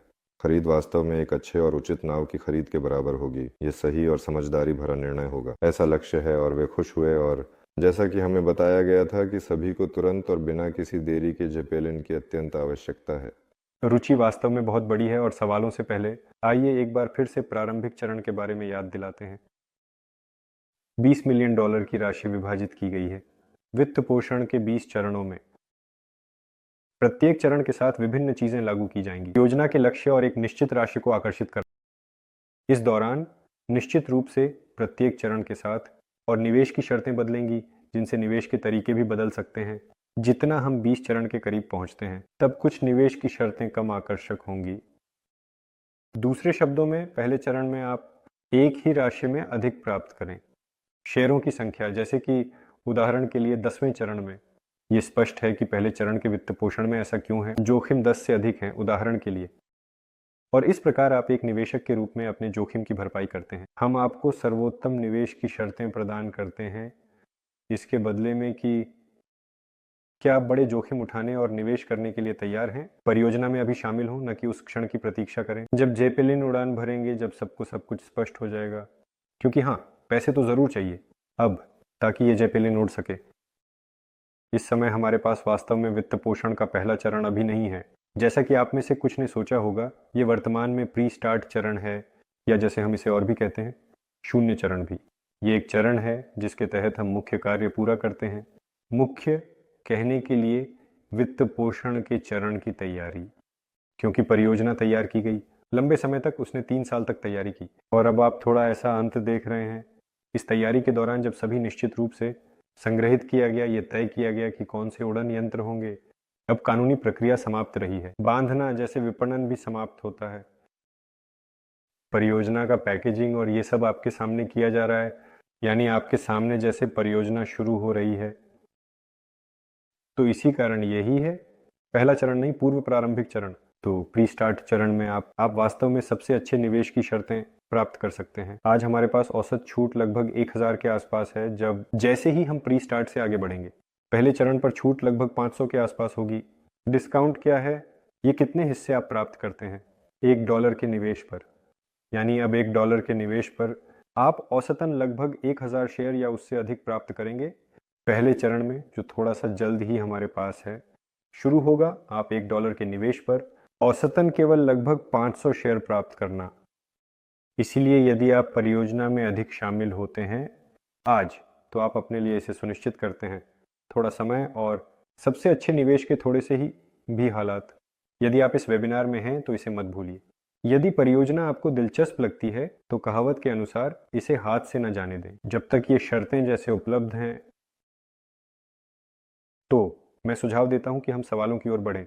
चलो मैं तब सवाल ही पढ़ता हूं। दिलचस्प है यूट्यूब पर। मैं दर्शकों की संख्या को समझ नहीं पा रहा हूं। हम आज यहाँ पहली बार प्रसारण कर रहे हैं। नहीं, समझूंगा यहाँ कितने लोग हमें देख रहे हैं। अगर कोई देखता है तो जैसे लिखें। चलो हम उनसे ही शुरू करते हैं। पहला प्रश्न, क्या आपको डर नहीं है कि इसे चलाने में क्या KSVU शायद किसी उपद्रव या कुछ और भी कर सकते हैं? कॉप्टर क्या कर सकते? जेपेलिन को नष्ट करना या व्याख्या करना? कुल मिलाकर यह अक्सर इस पर निर्भर करता है। अगर जेपेलिन में थोड़ा सा ही कुछ आ जाता है तो क्या होगा? हाँ, और हम लगातार जवाब देते हैं, जैसे कि अगर विमान में आएगा तो जैसे कार में, अगर ये आएगा तो शायद थोड़ा और बुरा होगा। संभवतः हो सकता है कि ये और भी बुरा हो सकता है। लेकिन नहीं, हम थोड़ा भी डरते नहीं हैं। हमारे पास परिचित लड़के हैं और केवल एक नहीं। हमारे देश में अब बहुत सक्रियता से शुरू हुआ है। एंटी ड्रोन सिस्टम का उन्नत और अत्याधुनिक विकास, यानी तकनीक का सुरक्षा के लिए सुरक्षा प्रणाली, वे जैसे वहाँ निजी कारों के लिए बनाए जाते हैं, निजी निर्माणों के लिए, जैसे उद्यमों के लिए, विशेष रूप से महानगरों के लिए। स्वाभाविक रूप से, जैसा कि हम सभी अच्छी तरह से जानते हैं, जेपेलिन एक बहुत ही आकर्षक लक्ष्य होगा। हम इसे सभी उन्नत सुरक्षा प्रणालियों से लैस करेंगे, लेकिन सब कुछ हो सकता है। इसलिए पहले के जेपेलिन अभी थोड़े थोड़े अस्थिर और थोड़े थोड़े अनिश्चित और थोड़े अस्थिर हैं। समय, वे बिना पायलट के होंगे, जो सभी को सुरक्षित रखेगा और यह सुनिश्चित करेगा कि हर कोई पूरी तरह से सुरक्षित और संरक्षित रहे। हम थोड़ा मजबूत जेपेलिन बनाएंगे, अग्नि प्रतिरोधी, विस्फोटक प्रतिरोधी सामग्री। उदाहरण के लिए हम सब कुछ रिकॉर्ड करेंगे, दिखाएंगे। देखते हैं, शायद हम खुद इसमें ड्रोन भी लॉन्च करें। जरा सोचते हैं कि देखते हैं वह इस पर किस प्रकार से प्रतिक्रिया देगा और देखते हैं क्या प्रतिक्रिया होगी। शायद कुछ और भी हो सकता है। थोड़ा और सोचते हैं। जैसा कि फ्योदोर ने कहा कि नए निर्माणाधीन डिजाइन ब्यूरो में एक बड़ा और कुशल स्टाफ होगा। कहिए शिक्षक या यह परियोजना के तहत इतना बड़ा वेतन कोष, क्योंकि योग्य कर्मचारी एक महंगा उपकरण है। स्वाभाविक रूप से यह एक महंगा उपकरण है। स्वाभाविक रूप से बड़े वेतन को ध्यान में रखा गया है। स्वाभाविक रूप से थोड़ी सी और अधिक ज़रूरत है। वास्तव में अभी इस समय बहुत सारे इंजीनियर नहीं हैं, जो कि एक चिंता का विषय है और इस पर ध्यान देना आवश्यक है। स्पष्ट है, बहुत से लोग ऐसा करना चाहेंगे, विकास में जिम्मेदारी पूर्वक भाग लेना और भाग लेंगे बड़े उपकरणों के विकास में। लेकिन इस 2000 को थोड़ा सा उठाने के लिए यंत्र के घन मीटर में थोड़े बहुत सारे लोग हैं, इसकी आवश्यकता नहीं। हमारे पास वर्तमान में लगभग 12 लोग स्टाफ में हैं, जो विभिन्न विभागों में काम कर रहे हैं। ये लोग विभिन्न भूमिकाओं और जिम्मेदारियों, विशेष रूप से इंजीनियरिंग और निर्माण गतिविधियों के साथ जो वे करते हैं, और पूरी तरह से शायद हम अभी इसी पर थोड़ी देर के लिए ही रुकेंगे। अगले 6 महीनों में वहाँ तकनीकी कार्य विवरण बनाए जाएंगे। मुख्य विकास के लिए पहले उपकरण के बारे में हमें यह जानकारी चाहिए, जैसे कि यह विशेष रूप से महत्वपूर्ण है और इसे समझना भी आवश्यक है काफ़ी के लिए। फिर जब हम तकनीकी गठन की ओर थोड़ा और आगे बढ़ेंगे, बड़े उपकरण के आकार के बारे में, जैसे कि फिर से हम तकनीकी रूप और आवश्यकताओं को थोड़ा और संभाल लेंगे। लेकिन जैसे ही हम बड़े उपकरण के बारे में सब कुछ मामला समझ में आता है, वहाँ ठीक उसी समय शिक्षा भी शामिल होती है। केंद्र और भूमि पर अलग अलग कर्मचारी और परियोजना निर्माण और एलिंग के निर्माण जैसे, और उड़ान परीक्षण परिसर जैसे, वहाँ वास्तव में पहले से ही बड़े पैमाने पर बढ़ना और भी पड़ेगा। और यहीं से ये प्रणाली कहीं शुरू होगी, ये फैलने लगेगी। लगभग 6 महीने से अधिक समय हो गया है। मुझे लगता है कि हम लगभग 6 महीने में बाहर निकलेंगे, या फिर हम जमा कर लेंगे। ये सब करने के लिए जितना भी चाहिए उतना पर्याप्त पैसे हैं, सभी चीज़ों के लिए। क्या जेपेलिन का डिजाइन करना संभव है जिनके क्रूजिंग स्पीड 250-350 किमी प्रति घंटे? हाँ, और ज़्यादा किया जा सकता, लेकिन वे ऊंचे होंगे।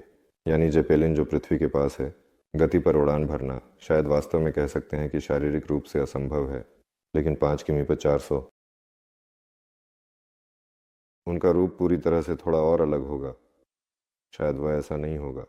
ये संभावित रूप थोड़ा अधिक समय तक भी बने रहेंगे। सब कुछ रहस्य में ही, क्योंकि ये रहस्य बुद्धिमान श्रम, यही असली नौहाव है। थोड़ा और समय चाहिए, ये महत्वपूर्ण है। इसे वास्तव में सभी को नहीं दिखाना चाहिए। हमारे पास वास्तव में बाहरी रूप बहुत है, अक्सर सभी प्रतिस्पर्धी संगठनों द्वारा कॉपी किया जाता है।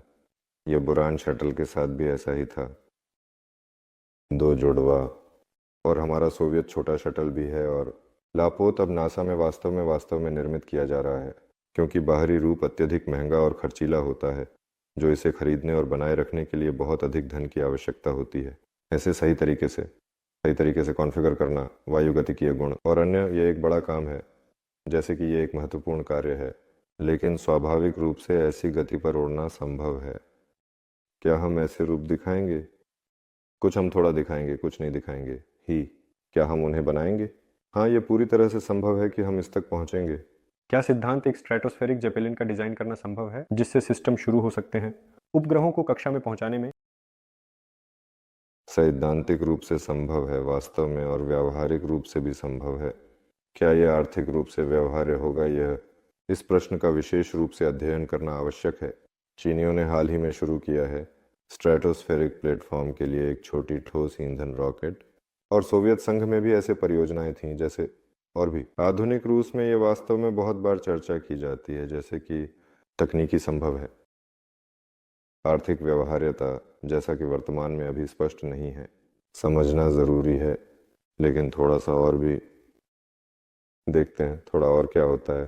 पूर्व प्रक्षेपण आकर्षित राशि बदलाव क्यों नहीं आया? वहां अभी भी 2.5 है। हालांकि कहा गया था कि संक्रमण $1 मिलियन पर होगा। डेनिस, क्योंकि हम बात कर रहे थे कि $1 मिलियन, वैसे मुझे नहीं पता कि उन्होंने कहां बदला, शायद व्यक्तिगत खाते में होना, सड़क मानचित्र पर। हमें थोड़ा बदलना चाहिए, हाँ, लेकिन इस दौरान हमने कहा कि थोड़ा भी, और संभव था लगभग $1 मिलियन के आसपास। फिर भी ये राशि भी, ये 100% नहीं है, कह सकते हैं। इसलिए मैं आपका ध्यान इस पर आकर्षित कर रहा हूँ। लेकिन जल्द ही यह सम्मेलन की तारीख निश्चित है, जो कि यह सही 16 नवंबर को है, हमारे पास होगा। इस अवसर का लाभ उठाते हुए मैं आपको याद दिला रहा हूँ कि 16 नवंबर में मॉस्को में हमारी बड़ी सम्मेलन सोलर ग्रुप है, जहां हम इसमें भी बात करेंगे, और नई पीढ़ी के जेपेलिन परियोजना, जहां मैं स्वाभाविक रूप से, और फ्योदोर, और मुझे लगता है कि जैसे इंजीनियरों की टीम भी होगी, जैसे कम से कम थोड़ा बहुत से, और सब। क्या सब लोग आएंगे? क्या उनके साथ व्यक्तिगत रूप से मिलना संभव होगा? बातचीत वे मंच पर प्रदर्शन करेंगे। और रूप से सवाल पूछता है, इसलिए कृपया ज़रूर आइए। बस पंजीकरण कराना ना भूलें, क्योंकि यह बहुत महत्वपूर्ण है। हमारे पास सीटों की संख्या सीमित है।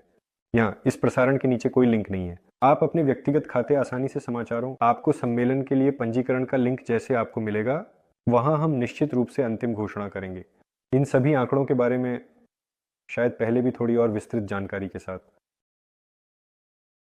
आपने कहा कि आप 500 टन पर रुकेंगे थोड़ी देर के लिए।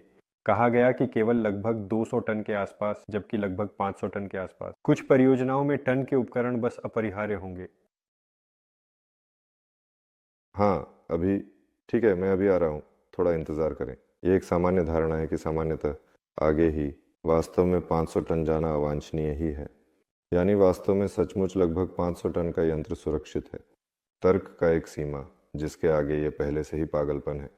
जैसे कि कभी कभी मैं 2 स्टेशनों पर रुका। मैंने बस वही बताया जो लाइनअप उस सबसे लाभदायक और अधिक उपयोगी उपकरण तक बढ़ेगा।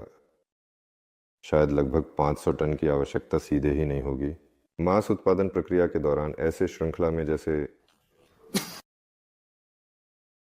हाँ, कुछ संख्या की आवश्यकता होगी उदाहरण के लिए, लेकिन संभवतः सबसे अधिक उत्पादित होगा। ये 200 टन है, इसलिए मैं उन पर इसी तरह रुका। तो 500 टन बनाना वास्तव में संभव है, ये सचमुच आवश्यक है, और क्यों नहीं, वास्तव में ये वास्तविकता में आवश्यक है। तो आखिरी सवाल, पहले के लिए ज़रा थोड़ा, क्या योजना बनाई गई है? 5 चरणों में वित्त पोषण प्रदान करना। मुझे लगता है कि ये लगभग यही समय सीमा है, थोड़ा और, कहीं लगभग 1 साल। तो मतलब जेपेलिन, हमने पहले ही कहा था कि हम इसे आसमान में लॉन्च करेंगे। हाँ, यानी यह लक्ष्य, या शायद कुछ समानांतर। हम बिल्कुल इसी जेपेलिन को आसमान में उड़ाएंगे। हम बड़े उपकरण के बाहरी रूप को, जैसे कि आकार और रंग, ठीक से निर्धारित करेंगे, और हम अब ज़मीन और लेंगू पर काम शुरू करें, जैसे कि हम अब ज़मीन और लेंगू पर काम शुरू करें और इस प्रक्रिया को आगे बढ़ाएं। तो संचालित करने वाली कंपनी के बारे में, जैसे क्या तुम इसके बारे में बता सकते हो?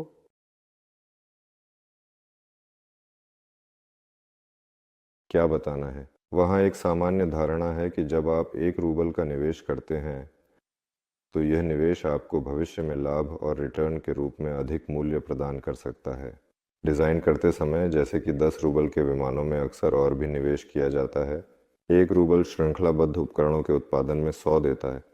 1 रूबल के निवेश पर 1 रूबल का लाभांश जोड़कर उपकरण 1000 रुपये देता। क्या हम अपने उपकरणों का संचालन करेंगे? स्वाभाविक रूप से हम करेंगे। क्या हम किसी को वास्तव में सच में बेचेंगे? उपकरण अनुभव साझा करना, ताकि क्या संचालित कंपनियों की संख्या बढ़ती थी? स्वाभाविक रूप से हम करेंगे, क्योंकि हमारे हितों में, ताकि उपकरणों की संख्या अधिक बढ़ सके। उनके बारे में क्या बताना है? फिलहाल मैं कुछ खास नहीं बताऊंगा। हमारे पास एक व्यक्ति है जो वास्तव में अत्यधिक, बहुत ही विशेष रूप से इन सभी परिवहन में गहरी समझ रखता है। सिस्टमों और संचालन करने वाली कंपनियों में, उदाहरण के लिए हमारे वेबिनार में वह निश्चित रूप से सब कुछ विस्तार पूर्वक, गहराई से और विस्तृत रूप से बताएगा। तो क्या है सब कुछ? ये ऐसा था। अब YouTube से थोड़ा और अंतिम निश्चित प्रश्न। अब हम थोड़ा आगे बढ़ते हैं। डेनिस फेडोर तुम्हारे उत्तरों धन्यवाद करता है। हम वो कॉन्टैक्ट पर थोड़ा जा रहे हैं। तुमने टॉम्स्क में जेपेलिन के बारे में एक सवाल का, जैसा कि तुमने पहले कहा था, वास्तव में पहले ही जवाब दे दिया है। यहाँ अलेक्जेंडर एक दिलचस्प टिप्पणी लिखता है, जैसे कि वह यहाँ मॉस्को क्षेत्र में उनके पास 3 गर्म हवा के जेपेलिन हैं। वे उन पर सक्रिय रूप से उड़ान भरते हैं और इस परियोजना में खुशी से भाग लेंगे।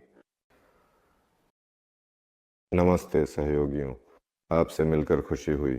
टेलीग्राम पे लिखे, नहीं पता कि क्या है। क्या आप हमारे टेलीग्राम समूह में हैं, जुड़े हैं? लगता है इस प्रसारण के तहत या वहाँ जहाँ। आप ज़रा ध्यान से देखिए, यहाँ एक निश्चित लिंक है, ये थोड़ा होना चाहिए। चलो थोड़ा सा ही परिचित होते हैं। संभवतः हमारे साथ आप अपने सहकर्मी डिज़ाइनरों से, जिनके साथ आप अक्सर मिलते हैं और काम करते हैं, स्वाभाविक रूप से परिचित हैं। हम बड़े उपकरण बनाएंगे। कुल मिलाकर एक समूह वी के अंताक्टे पर है, या यह भी व्यक्तिगत पृष्ठ है।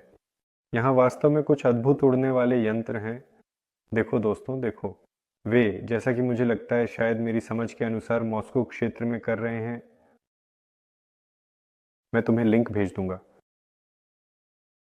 अलेक्जेंडर, हाँ, फयोदोर को लिखिए। कार्यालय आइए।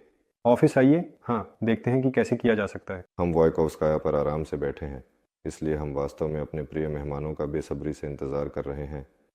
और एक जेपेलिन कितने लोगों को ले जा सकता है?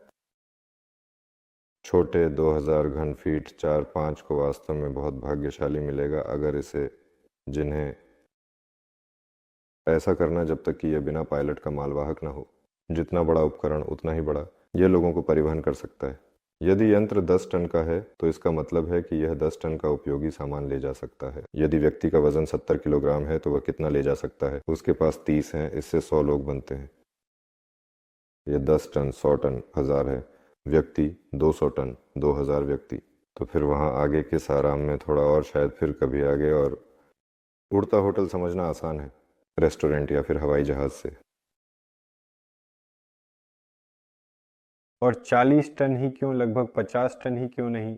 कोई विशेष 40 या 50 नहीं है, वास्तव में लगभग ये सब क्रमिक रूप से होगा। हम ही तय करेंगे, जब हम सहमत हो जाएंगे तब। पहले उपकरण हम दूसरे पर बातचीत शुरू करते हैं, जब दूसरे सहमति हो जाए हम शुरू करते हैं। तकनीकी आवश्यकताओं के अनुसार विकसित करना, तीसरा, चौथा और पांचवा, और यह सब स्पष्ट किया जाएगा। मैंने लगभग दिखाया कि किसके साथ थोड़ा और विस्तार से यह सब चरण दर चरण विकसित होगा। तो मतलब लगभग 500 किलोग्राम नहीं, बल्कि लगभग 100 टन, 500 टन, और लगभग 10, 50, 100, 200 के आसपास। अगर 50 पसंद है तो मैं 50 पर बात करूं। सब कुछ थोड़ा ही ठीक हो जाएगा। पहले जेपेलिन के साथ क्या योजना बनाई जा रही है? जैसा कि आप सभी जानते ही हैं, उदाहरण, इसे नीलामी में बेचने की जाती है और थोड़ा पैसे फिर से परियोजना में लगाना। पहला जेपेलिन, ये वास्तव में ज़्यादातर और अधिकतर प्रयोगात्मक होगा, पर हम विभिन्न योजनाओं और समाधानों पर, उदाहरण के लिए, काम करेंगे। जैसे ही योजना इसमें थोड़ा स्थिर हो जाएगी तब हम ऐसे और कुछ थोड़ा बनाएंगे। पहले क्या करना है? क्या आप नीलामी में बेचना सोच रहे हैं? शायद नहीं। बेचने का मतलब है संचालन करना और ज़्यादा विस्तृत संचालन अनुभव प्राप्त करना और अधिक गहन अनुभव प्राप्त करना। इसे उड़ने वाले उपयोग करना रखें प्रयोगशाला, लेकिन जब इसमें सीधे आवश्यकता वास्तव में समाप्त हो जाएगी।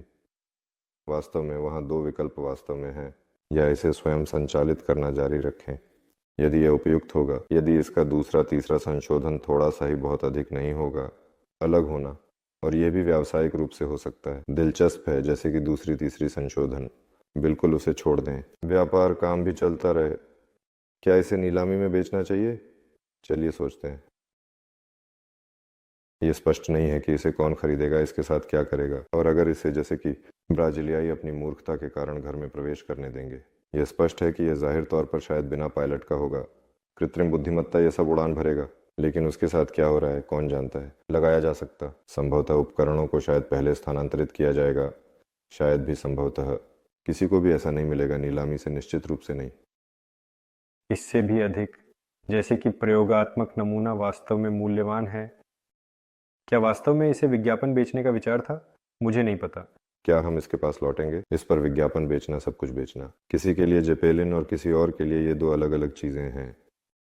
यहाँ बस इस विषय पर विचार करने के लिए एक प्रश्न है, जैसे कि उदाहरण के लिए सोचिए क्या किया जा सकता है, कैसे किया जा सकता है। इसका उपयोग इस तरह से और सही तरीके से करना चाहिए कि यह अधिकतम लाभ दे सके, उचित तरीके से। यहाँ जैसे प्रस्ताव थे, देखिए जेपेलिन लिखा हुआ है, यहाँ पर कोई भी स्पेयर बैंक है ना। वास्तव में ऐसा करने का मन नहीं है, बिल्कुल नहीं, थोड़ा हाँ भी। ये विज्ञापन बहुत प्रभावशाली है। क्या आप जानते हैं कि खुद जेपेलिनों को वास्तव में सच में भेजा गया था? इस पर पिक्सेल विज्ञापन जैसे किया जा सकता है, बस इसे पिक्सेल में तोड़ दें। एक ऐसा विचार वास्तव में भी है, और ताकि किसी भी इच्छुक व्यक्ति के हर पिक्सेल में वह अपनी जगह बना सकता है और फिर उत्पन्न कर सकता है। इससे एक बहुत ही सुंदर, आकर्षक, अद्वितीय, अद्भुत, अलौकिक और मनमोहक छवि बनती है, ताकि वहाँ कहीं स्पेयर बैंक न लिखा हो। ये एक जनतांत्रिक राज्य है ना कि एक स्पेयर बैंक। सहमत सहमत, हाँ ये सबसे अश्लील विकल्प है, लेकिन सामान्यतः हम भी इस पर वास्तव में काफ़ी विचार कर रहे हैं कि इसे कैसे किया जा सकता है। शायद होना यहाँ तक कि पहले से ही इसे किसी तरह से वसूल करना। तो अगर आपके पास कोई विचार हैं तो उन्हें साझा करें। वास्तव में विचार वास्तव में बहुत सारे हैं, और भी संपूर्ण रूप से यहाँ कंस्ट्रक्टर है, यहाँ तक कि पहले वैज्ञानिक तकनीकी में भी। इस परिषद में अपने रिपोर्ट और चर्चाओं की शुरुआत की, जैसे कि विस्तृत और गहन चर्चाओं के साथ और विचार विमर्श। इस स्थिति में वह हमारे पास ऐसा होना चाहिए, होना, लाभदायक होना, आर्थिक रूप से व्यावहारिक होना आदि। यह उपयोग के विभिन्न पहलुओं को स्पष्ट रूप से समझने के लिए दिशा में निश्चित रूपरेखा बनाता है, जैसे कि नई तकनीकों, नए समाधानों आदि जैसे। और यानी अगर उसे लाभदायक होना चाहिए, इसका मतलब है कि इसे, अगर यह सस्ता होगा, इसका मतलब किसी चीज़ पे बचत करनी होगी। यानी हम आधुनिक जेपेलिन नहीं प्राप्त करेंगे अगर हम इस रास्ते पर थोड़ा और गहराई से शोध करेंगे। इसलिए हम पहले उपकरण के साथ थोड़ा और समय के लिए, जैसे कि थोड़ा और हैं, विशेष रूप से पहले के साथ, हम इसे वैज्ञानिक अनुसंधान के रूप में करते हैं, सर्वश्रेष्ठ समाधानों का परीक्षण करने के लिए। उसके पास वास्तव में व्यावसायिक रूप से आकर्षक होने का कोई लक्ष्य भी नहीं है। दूसरी तीसरी संशोधन को व्यावसायिक रूप से आकर्षक होने दें। आखिरकार ये पहले से ही श्रृंखला में है। क्या पहले जेपेलिन वसूल करना चाहिए?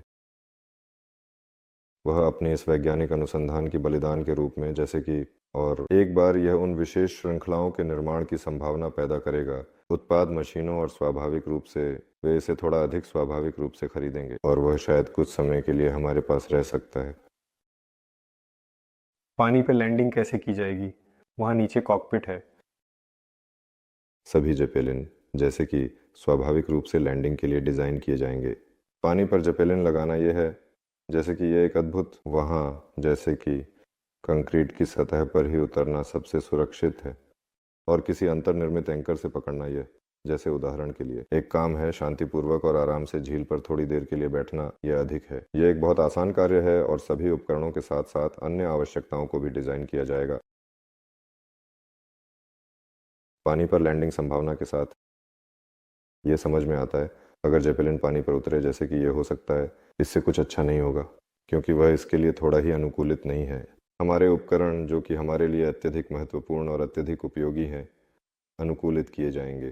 क्या वायुमंडल के मानचित्र पर वलयाकार धाराओं के केंद्र में शांति है? याददाश्त में ऐसा लगता है कि सब कुछ छोटा है, धाराएं हैं, लेकिन ऐसी नहीं। मुख्य परिधि के चारों ओर थोड़ा तो विभिन्न ऊंचाइयों पर भी सब कुछ, जैसे कि विभिन्न प्रकार के और विशेषताएं और अन्य कारक अलग अलग होता है। क्या शरीर पर कठोर फैन वास्तव में उचित हैं? यदि साथ ही हवा के साथ उड़ान की ऊंचाई कैसे चुनें?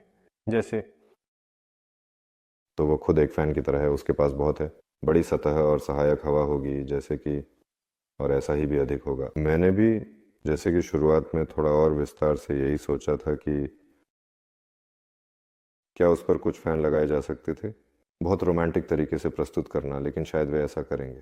इसे बस थोड़ा थोड़ा अस्थिर करना, थोड़ा ज़्यादा अधिक भारी करना, और अगर अचानक हम कभी न कभी हम सुपर हल्के, सुपर मजबूत आधुनिक सामग्री विकसित करेंगे वहाँ कंपोजिट कोयले एरोजेल के आधार पर, ताकि ये फैन वास्तव में कुछ भी नहीं वजन रखते थे, ये वास्तव में अधिकतम कठोर थे और बहुत तेजी से प्रबंधित किया गया, तो शायद कुछ हो सकता है, अर्थ प्रकट होता है। लेकिन वर्तमान भौतिक आधार पर फैन, यह स्पष्ट है कि हमें अधिक गहराई से समझने की आवश्यकता है और इसके प्रभावों का विश्लेषण करना चाहिए। ऐसा लगता है कि शायद इनमें कोई विशेष अर्थ नहीं है, लगभग। तो ऐसा लगता है कि हमारे पास आखिरी सवाल है, वोकन टैक्टे पर, और फिर हम यूट्यूब पे जाएंगे। ये सवाल नहीं है बल्कि एक अधिक प्रस्ताव है। जेपेलिन निर्माण का एक संग्रहालय बनाने का प्रस्ताव है। कहने का मतलब है जेपेलिन का संग्रहालय छोटे से लेकर बड़े तक। वैसे मुझे लगता है कि ये एक अच्छा विचार होगा। जब हमारे पास अपने उपकरण होंगे, किसी शोरूम की आवश्यकता होगी और उसे स्थापित करना होगा, कुछ समानताओं को प्रदर्शित करने। मुझे लगता है, क्यों नहीं रुचि के लिए। बिल्कुल, हाँ, वे सभी जेपेलिन हवाई अड्डे पर हैं, सभी यंत्र पार्क किए जाएंगे, ये पहले से ही है। ये एक तरह का शोरूम जैसा होगा। संग्रहालय वह है जो कुछ पुराना है और काम न करने के बावजूद ये एक शोरूम है, कुछ ऐसा जो काम कर रहा हो, अपनी क्षमताओं को प्रदर्शित कर रहा हो। यानी ये जेपेलिन हवाई अड्डे पर अपने आप ही लागू हो जाएगा। तो हाँ, लेकिन ये निश्चित रूप से कोई खुला नहीं होगा कमरा, क्योंकि ये केवल एक छोटा उपकरण है। ये 40 है लंबाई में मीटर और वहाँ लगभग 11 मीटर में व्यास, यानी जेपेलिन का मुख्य ढांचा, और स्पष्ट रूप से और भी कुछ। वहाँ गोंडोला, पंख और इसी तरह की चीज़ें हैं। ये एक छोटा उपकरण है जैसे, और वहाँ बड़े उपकरण भी हैं, लगभग 100, 200, 300 मीटर के आसपास या उससे अधिक लंबाई में। ऐसे कमरों को निश्चित रूप से नहीं बनाया जा सकता। चरण के बारे में पहला प्रश्न थोड़ा और विस्तार से।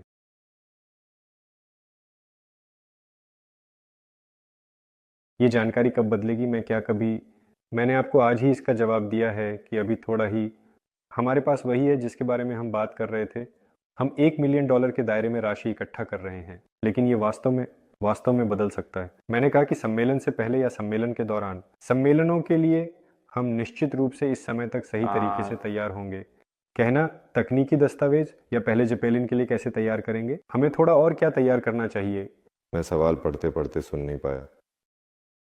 हमारे पास सम्मेलन एक वैज्ञानिक तकनीकी कार्यक्रम हुआ। सलाह कौन सी दस्तावेजीकरण जैसे कि तैयार होनी चाहिए? विशिष्ट उपकरण के बारे में, हाँ, के बारे में। ताकत, तकनीकी आवश्यकताएं, तकनीकी प्रस्ताव और क्षमता, इंजीनियरिंग नोट के रूप में, उदाहरण के लिए, औचित्य के लिए। जब हमारे पास पहले दस्तावेजों का पूल तैयार हो जाएगा, तब हम अब निश्चित रूप से कहने में सक्षम हैं, थोड़ा सा भी कहीं भी नहीं। हमने इस राशि को पूर्व प्रारंभिक चरण के लिए सही नहीं समझा, लेकिन ये जल्द ही होगा। ये काम प्रक्रिया में है।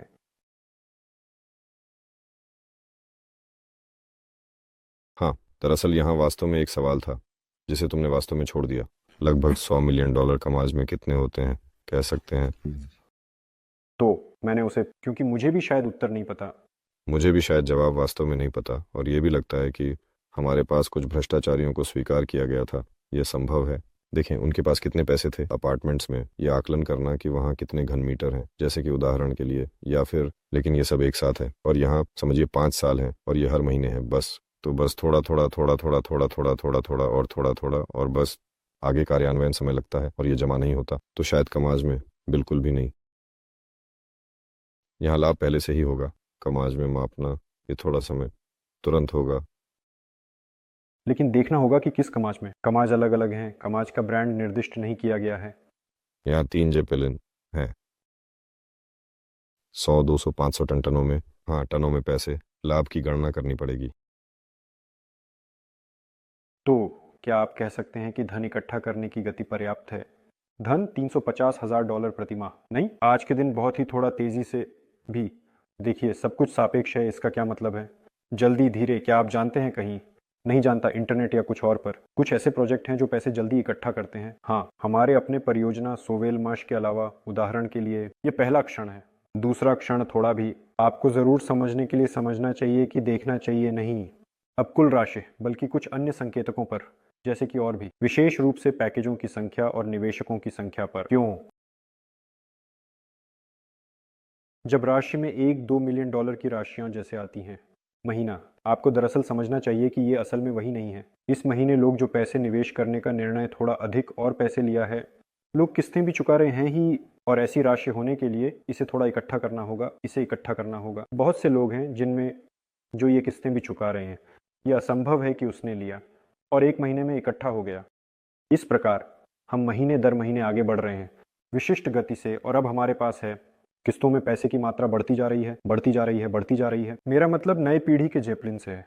और कुछ समय बाद, उदाहरण के लिए 6 महीने बाद, हम पहले से ही हम उसी राशि पर पहुंचेंगे, उदाहरण के लिए $1 मिलियन, क्योंकि इसका संचयी प्रभाव होता है। इसके अलावा हमारे लिए ये और भी थोड़ा कठिन है। ये राशि यहाँ पर कैसे प्राप्त होगी? किस अर्थ में? क्योंकि हमारे पास यहाँ किस्तें हैं लगभग 50 महीनों तक लंबे। पिछले परियोजना हमारे पास ऐसी किस्तें नहीं थी, लेकिन यह भी एक अस्थायी कहानी है जो हम इन किस्तों को थोड़ी देर में हटा देंगे, जल्द ही। यह स्पष्ट है कि $5,000 के पैकेज को 5 वर्षों में फैलाना है।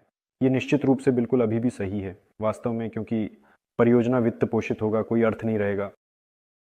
इसलिए यदि इन बुनियादी संकेतकों पर ध्यान दिया जाए तो मैंने पहले ही कहा था कि हमारे पास अब परिणाम है और वित्त पोषण की गति उन पर 10 गुना ज़्यादा अधिक है। डुइनोव इंजन परियोजना की शुरुआत की गति को जारी रखते हुए ये अब तुलना की जा सकती है। ये स्पष्ट और समझने में आसान है। तो वर्तमान में वित्त पोषण सबसे पहले ये पर्याप्त है, ये स्पष्ट है। हमारे पास वास्तव में वर्तमान चरण में केवल यही सब कुछ है। इसलिए मुझे लगता है कि कम राशि भी बनती है। ये कुल मिलाकर थोड़ा पर्याप्त होगा। फिर रूप से निवेश की मात्रा होगी। जब लोग नियुक्त किए जाएंगे तब यह अधिक महत्वपूर्ण होगा और अधिक महत्वपूर्ण होगा, अधिक मात्रा में काम। हाँ, हम इस मामले में लचीले हैं। इसका मतलब है, अगर कोई सरकारी होती, वित्त पोषण और विकास कार्यक्रम वहाँ स्पष्ट है। मामला है समय सीमा, अन्य बातें हैं। हम आने वाली राशि को देखते हुए योजना बना सकते हैं अपने कार्यों और खुद को पीछे न करने के लिए। इन राशियों के अलावा कुछ योजना बनाना, शर्तों के अनुसार आगे बढ़ना।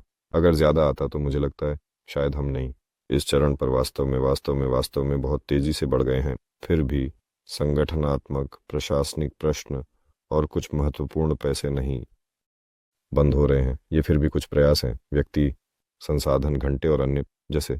लेकिन उदाहरण के लिए हम अभी कंप्यूटिंग सेंटर स्थापित कर सकते थे। हम इसके लिए धन इकट्ठा कर रहे हैं इससे पहले कि हम निर्माण शुरू करें। यह निश्चित रूप से बिल्कुल आवश्यक है, लेकिन यह महत्वपूर्ण प्राथमिकता का पहला कार्य नहीं है। तो पैसे की कोई कमी नहीं है। ठीक है, टॉम्स्क में छोटे जेपेलिन का उत्पादन होता है। हाल ही में थोड़ी सी नई एक खबर आई थी। क्या तुम्हें इसके बारे में कुछ पता है? तो अगर हाँ तो कृपया बताएं कि किस विशेष के बारे में। वहाँ कृपया ध्यान दें लगभग कितने घन मीटर का आवरण है, क्योंकि तब तक सभी वे जिन्हें समाचार मिल चुके हैं, मैंने देखा वहाँ बहुत छोटे उपकरण हैं। वहाँ तो उन्हें घन में मापना भी शर्मनाक है। वहाँ 6 मीटर लंबाई है। थोड़ा मैं देखूंगा। ये एक बड़ा क्वाडकॉप्टर है, एरोस्टैटिक लोडिंग, जो कि जेपेलिन से अलग है। जैसे कि ये एक उदाहरण है। तो पहले नज़र में ऐसा लगता है कि ये जैसे कि वास्तव में दिखाई नहीं देता। हाँ, कृपया लिंक भेजें, हम थोड़ा और समय लेंगे और थोड़ा और परिचित होते हैं। तो कुल कितने चरण हैं? कुल 20 चरण हैं वित्त पोषण के चरण। लेकिन अभी तो ये पहला भी नहीं है वास्तव में, ये तो प्री स्टार्ट है। हम पहले ही जल्द ही केवल एक बार ही जाएंगे। क्या मातृ कंपनी के पंजीकरण के बारे में सवाल उठाया जा रहा है? क्या यह योजना विशेष आर्थिक क्षेत्र के कारण है? विचार किया जा रहा है। यहाँ तक कि एक विशेष एरोस्पेस है, क्लस्टर रियाजान के क्षेत्र में बनाया गया। उन्होंने पहला प्रोटोटाइप कहा, हवा उठाओ, कृपया थोड़ा जल्दी आओ। हमने कहा ठीक है, फिर लगभग 1 साल बाद ही वापस आएंगे। टॉम्स्क केवल बीवीएस के प्रशिक्षण के लिए, जैसे कि यहाँ विशेष रूप से उपयोग किया जाता है, आपके उपकरणों को क्या ज़्यादा आगे बढ़ाएगा? बीवीएस के बारे में ही भी ये क्या संक्षेपाक्षर है? कृपया इसे विस्तार से समझाएं ताकि हम इसे बेहतर तरीके से समझ सकें और इसका सही उपयोग कर सकें। शायद भगवान ही जानता है, केवल सचमुच।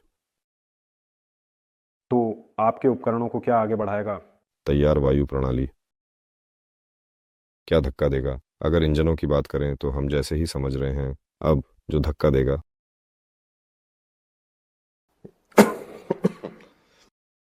सटीकता से उच्च संभावना के साथ मार्श वायु स्थापना मुख्य होगी। यह एक ईंधन इंजन है, जैसे कि विमानन उपयोग के लिए पर विचार किया जा रहा है। कुछ चीनी, जर्मन और वहाँ भी थोड़ा और कोई एक यूरोपीय भी। हमारे पास मुख्य रूप से थोड़ा भी रूसी नहीं है। हाइब्रिड योजना पर भी विचार किया जा रहा है, यानी कि एक तरफ ये एक विमान इंजन है और वहाँ पर दो घूर्णन ट्रांसमिशन शर्तों के अनुसार जो इससे हैं क्षण को साझा करते हैं। कोणों को बदला जा सकता है या घुमाया जा सकता है, मार्ग को स्थिर करना, इंजन जोड़ना और अब कुछ इलेक्ट्रिक जोड़ना। यहाँ इस योजना के अनुसार, जैसा कि आप देख सकते हैं, वजन का सारांश तैयार किया जा रहा है। तो जैसे ही अत्यधिक वैज्ञानिक तकनीकी परिषद द्वारा हम इस योजना को वास्तव में मंजूरी दे सकते हैं। शायद मैं थोड़ा और सोचूं। मैं आपको थोड़ा और विस्तार से बताऊंगा, जैसे कि वास्तव में हाँ। मौसम की स्थिति के बारे में कैसी है, व्यक्ति पूछता है। शायद ये उस बारे में है जो हम अभी बात कर रहे थे। पहले उपकरण के लॉन्च के बारे में या सामान्य रूप से थोड़ा और विस्तार से बताएं। हाँ, ताकि जेपेलिन थोड़ा और सक्षम हो सके स्वीकृत मौसम की परिस्थितियों के साथ। जैसे ये स्थिति परियोजना डिजाइन करते समय कार्य निर्धारित, वह निश्चित रूप से अभी थोड़ी देर के लिए खड़ी है।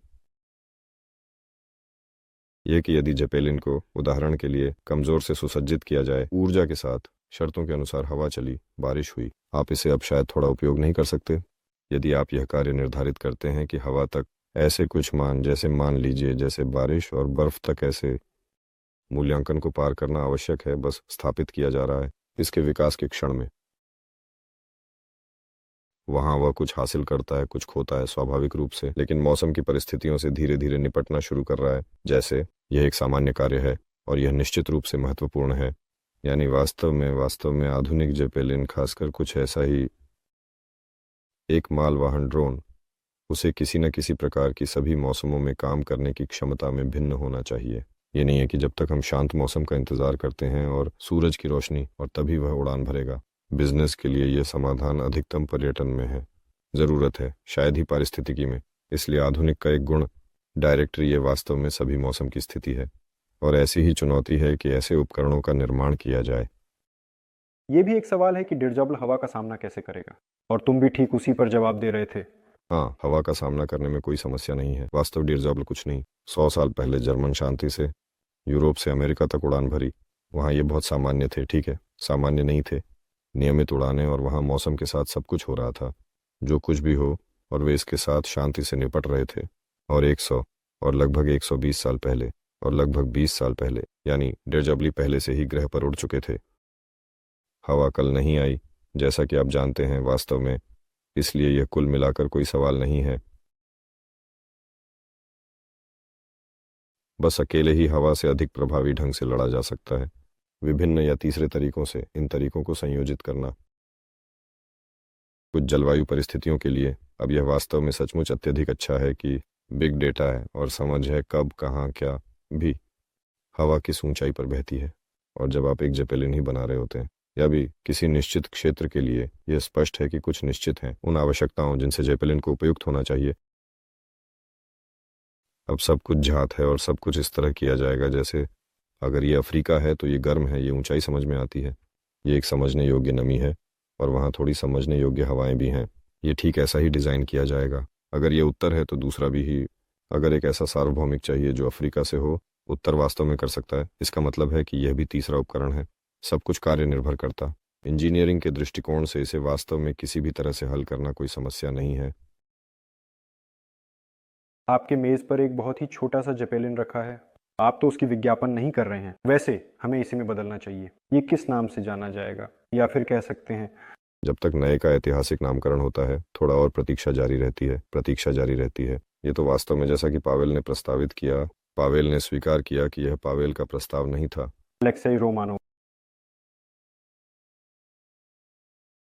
नया है, लेकिन हम कोशिश कर रहे हैं डोमेन पंजीकरण करना, कॉर्पोरेट ईमेल। वैसे एरोनो को पंजीकृत किया गया है क्योंकि जो कुछ भी नए से संबंधित है थोड़ा और बहुत अधिक भरा हुआ है। कॉर्पोरेट ईमेल, हाँ थोड़ा ठीक है ज़रा, लेकिन ये डोमेन नहीं है ना? नहीं।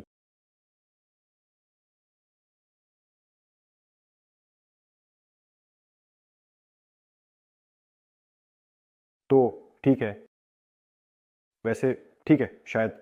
जब अपना आएगा थोड़ा जल्दी ही आएगा।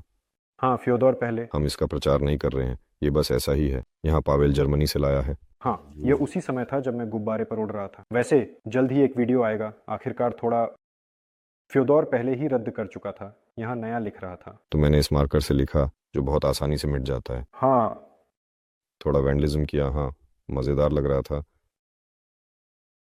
लेकिन इसे क्यों रद्द करना और लिखना है?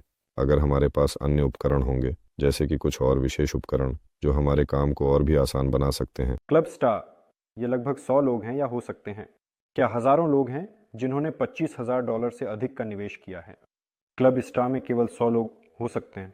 व्यक्ति जो इस मामले में, जैसे कि आपके जैसे भी हैं, लिखा गया है, उन्हें $25,000 से निवेश करना चाहिए। इस बीच देखिए, हमारे पास नए 100 स्थान जैसे हैं जो बहुत महत्वपूर्ण हैं। वे तब खुलते हैं जब एक नया प्रोजेक्ट शुरू होता है वास्तव में, जैसे कि, और कहने का मतलब है, तो यानी हमारे पिछले प्रोजेक्ट क्लब में 100 पूरी तरह से स्वाभाविक रूप से व्यस्त था, लेकिन जब खुला नई पीढ़ी के जेपलिन परियोजना, हमारे पास कहने के लिए 100 और लोगों के लिए एक और अवसर उत्पन्न हुआ है। क्लब 100 में जैसे शामिल होना, इसके लिए आपको लगभग $25,000 का निवेश करना होगा के करीब। खैर, तदनुसार $5,000 यदि आप वास्तव में 1,000 क्लब में शामिल होना चाहते हैं।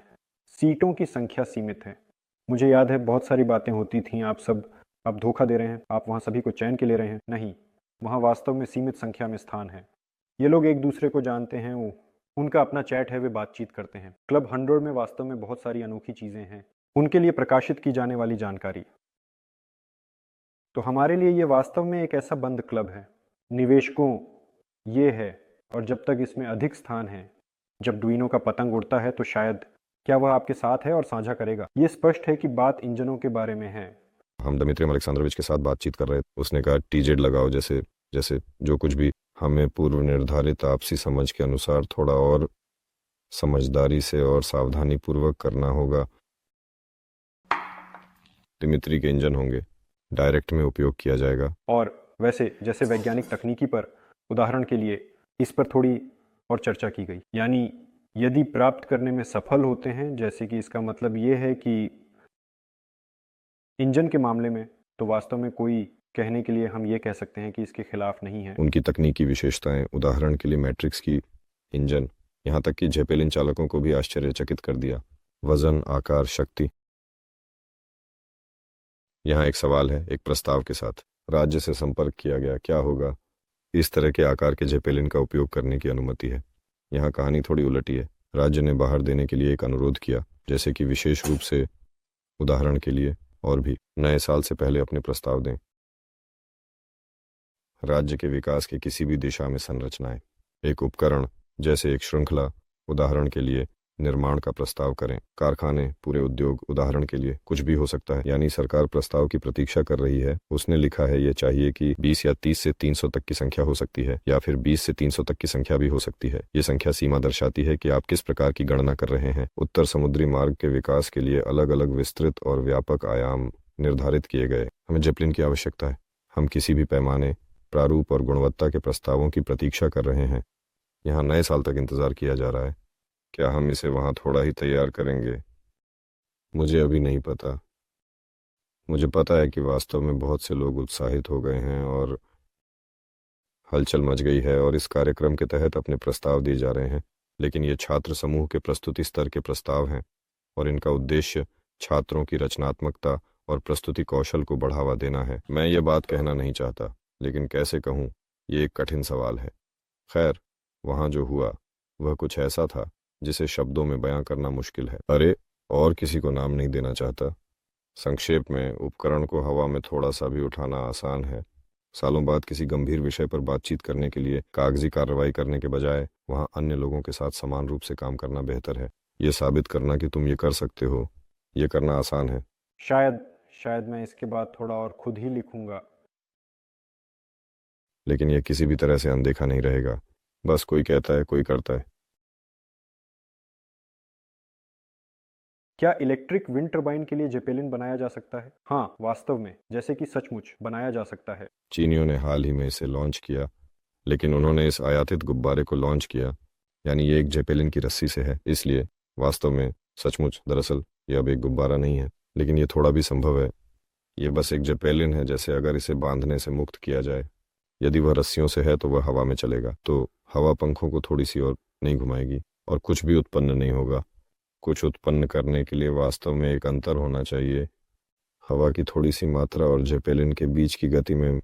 तो उसे अपने पेंचों को चालू करना होगा हवा के खिलाफ चलने के लिए, ताकि हवा जनरेटर यूनिट के पंखों को जैसे घुमाया। तो फिर क्यों, इसलिए इसे भी तो बांधना आसान ही है, रस्सी जैसे कि चीनी लोगों ने बनाई।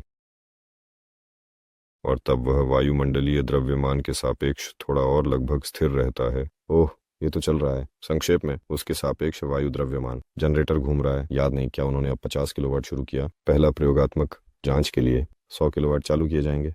क्या ये वास्तव में पूरी तरह से उचित है? तो आर्थिक रूप से अभी तक स्पष्ट नहीं है, लेकिन अनुभव शानदार और दिलचस्प है। आप लोग वास्तव में बहुत अच्छा काम कर रहे हैं, सचमुच।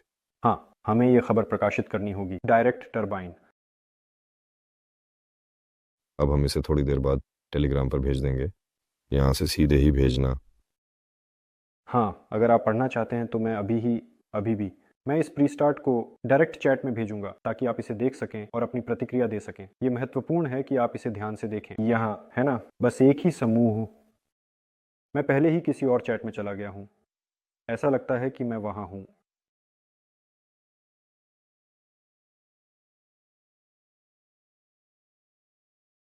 और वह इससे पहले पहले ही थी। हाँ, वास्तव में यही तो सर्गेई ने सचमुच भेजा था। ये पूरी तरह से सही है और इसमें कोई भी समस्या नहीं है। सब कुछ ठीक है। आप निश्चिंत रह सकते हैं कि सब कुछ सुचारू रूप से चल रहा है। इस मात्रा किससे भरा जाएगा? रूसी हीलियम जैसे। हीलियम क्या? बिल्कुल, विशेष रूप से रूसी। अब कई देशों, जैसे कि हमारा देश में, इसमें यह भी शामिल है कि गे हीलियम पर प्रतिबंध लगा दिया है। स्ट्रैटेजिक जैसे कच्चा माल। खैर, हमारे पास केवल एक ही विकल्प है, और यह वास्तव में बहुत कम है। इस स्थिति में हमें अधिक विकल्पों की आवश्यकता है, ताकि हम बेहतर निर्णय ले सकें और अपनी आवश्यकताओं को पूरा कर सकें। हीलियम स्वाभाविक रूप से अन्य उठाने वाले गैसों के साथ बहता है। वहाँ वास्तव में बस स्रोत से सीधे भरना। डेरजा उड़ने वाले थे तो हीलियम को बेहतर तरीके से साफ करना चाहिए, लेकिन कुल मिलाकर गैस वहाँ से उठने योग्य है। तो हाँ, रूस हीलियम पर है, धनवान है, और हम इस पर उड़ेंगे। सोवेलमाश क्लब 100 शामिल होना है। कितनी राशि चाहिए? नहीं, सोवेलमाश निवेश करके क्लब शामिल हो गए हैं। 100 में प्रवेश नहीं किया जा सकता। ये विशेषाधिकार है। पहले 100 बड़े निवेशकों के लिए ही केवल और उपलब्ध था। जब परियोजना केवल शुरू हुई थी, तब निवेशकों परियोजना सोवेलमाश, इसलिए वहां वास्तव में सब कुछ खत्म हो गया है। केवल जेपेलिन में निवेश करके ही क्लब में प्रवेश किया जा सकता है। अब मुझे और सवाल नहीं दिखते। एक चीज मांग करती है, अपने उपकरणों के लिए एक नया शब्द शायद में जोड़ें। रूसी जेपेलिन की इज्जत किसी और नाम से बुलाना। मैंने गेट्स एक नया शब्द उत्पन्न करने की कोशिश की खुद के लिए। शब्द डायरेक्ट मुझे पसंद नहीं है। ये फ्रेंच है। ये एक संगीत निर्देशक, एक हवाई जहाज, यानी एक प्रबंधक प्रबंधित किया गया है। लेकिन हमारे पास है। आधुनिक वास्तविकताओं के संदर्भ में शब्द निर्माण कठिन और जटिल है। विमान स्वयं उड़ता है। ये चीज़ भी खुद उड़ती है। ये भी वास्तव में एक विमान है। वास्तव में ये सच में एक अद्भुत आविष्कार है। कृपया इस वायुयान के लिए एक नया शब्द सोचें। वैसे अंग्रेजी में एयरशिप उदाहरण के लिए वायुयान भी होता है। ये सच है। वास्तव में शब्दशः यानी जेपेलिन शब्द भी उपयोग किया जाता है, बहुत ही दुर्लभ, यानी वायुयान। अमेरिकियों का कहना है, हाँ, जैसे उदाहरण के लिए वायुयान। हम भी हवाई जहाज के बारे में थोड़ी देर के लिए बात कर सकते हैं। ये वास्तव में बहुत सुंदर लगता है। तो इस पर हम ही भी समाप्त कर सकते हैं। ऐसे सवाल अब और नहीं हैं। न्यूनतम उपकरण के निर्माण के लिए कितने पैसे की आवश्यकता है? तो हम अब लगभग 1.5 के आसपास गिन रहे हैं, जिसका मतलब है कि हम 1 से थोड़ा अधिक और 2 से कम की संख्या पर पहुंच रहे हैं। ये संख्या 1.5 के रूप में जानी जाती है। लगभग 1.5 से 2 मिलियन डॉलर हम के आसपास पहले छोटे छोटे उपकरण के निर्माण पर, जैसे कि, और अन्य खर्च करेंगे, जैसे कि ये सब कुछ के लिए ही है। थोड़ा और समय चाहिए, शायद कुछ और। और वेतन और सामग्री और विकास और इन कंप्यूटरों गणनात्मक उपकरणों की खरीद पर। तो फिर बाकी राशि क्यों है? तो इसलिए कि श्रृंखलाबद्ध उत्पादन को व्यवस्थित करना और एक उपकरण बनाना, और इसके अलावा दो उपकरणों का श्रृंखलाबद्ध उत्पादन, एलिंग का निर्माण, वहाँ भूमि का अधिग्रहण एक ऐसा कार्य है जो थोड़ा बड़ा और जटिल होता है, क्योंकि इसमें कई प्रक्रियाएं और कानूनी औपचारिकताएं शामिल होती हैं जिन्हें पूरा करना आवश्यक होता है। हम समाप्त कर रहे हैं। इससे पहले कि हमारी प्रसारण को समाप्त करते हुए एक बार फिर याद दिलाता हूं, लाइक करें, रीपोस्ट करें। कृपया ये लिंक अपने दोस्त को ज़रूर भेजें जो अभी तक परियोजना से परिचित नहीं है, सीधे इस लिंक पर जा सकता है। यहाँ पर सभी रिकॉर्ड को आप थोड़ा देख सकते हैं। इस प्रकार उदाहरण के लिए आप निवेशकों की संख्या बढ़ाएंगे और हमारे परियोजना का समर्थन करने वाले लोगों की संख्या, और पहले उपकरण के प्रकट होने की प्रक्रिया को तेज करें। स्वयं निवेश करें, हमारी निवेश प्लेटफॉर्म का उपयोग करें। आपको रुचिकर निवेश प्रस्ताव चुनने चाहिए और याद रखें कि जल्द ही हमारे पास आ रहा है फंडिंग के प्री स्टार्ट चरण का समापन जारी। सोशल मीडिया पे फॉलो करें, यूट्यूब पर आप कहाँ देख रहे हैं वकांटेक्टे, अन्य लिंक नीचे देखें, परियोजना पर नज़र रखें। वैसे निवेश करना शब्द भी विदेशी है, तो थोड़ा निवेश करें और निवेशक बने। इस महत्वपूर्ण और सार्थक प्रयास के साथ इस अद्भुत परियोजना के विकास में मदद करें। सब कुछ, सभी को अलविदा, सभी को अलविदा।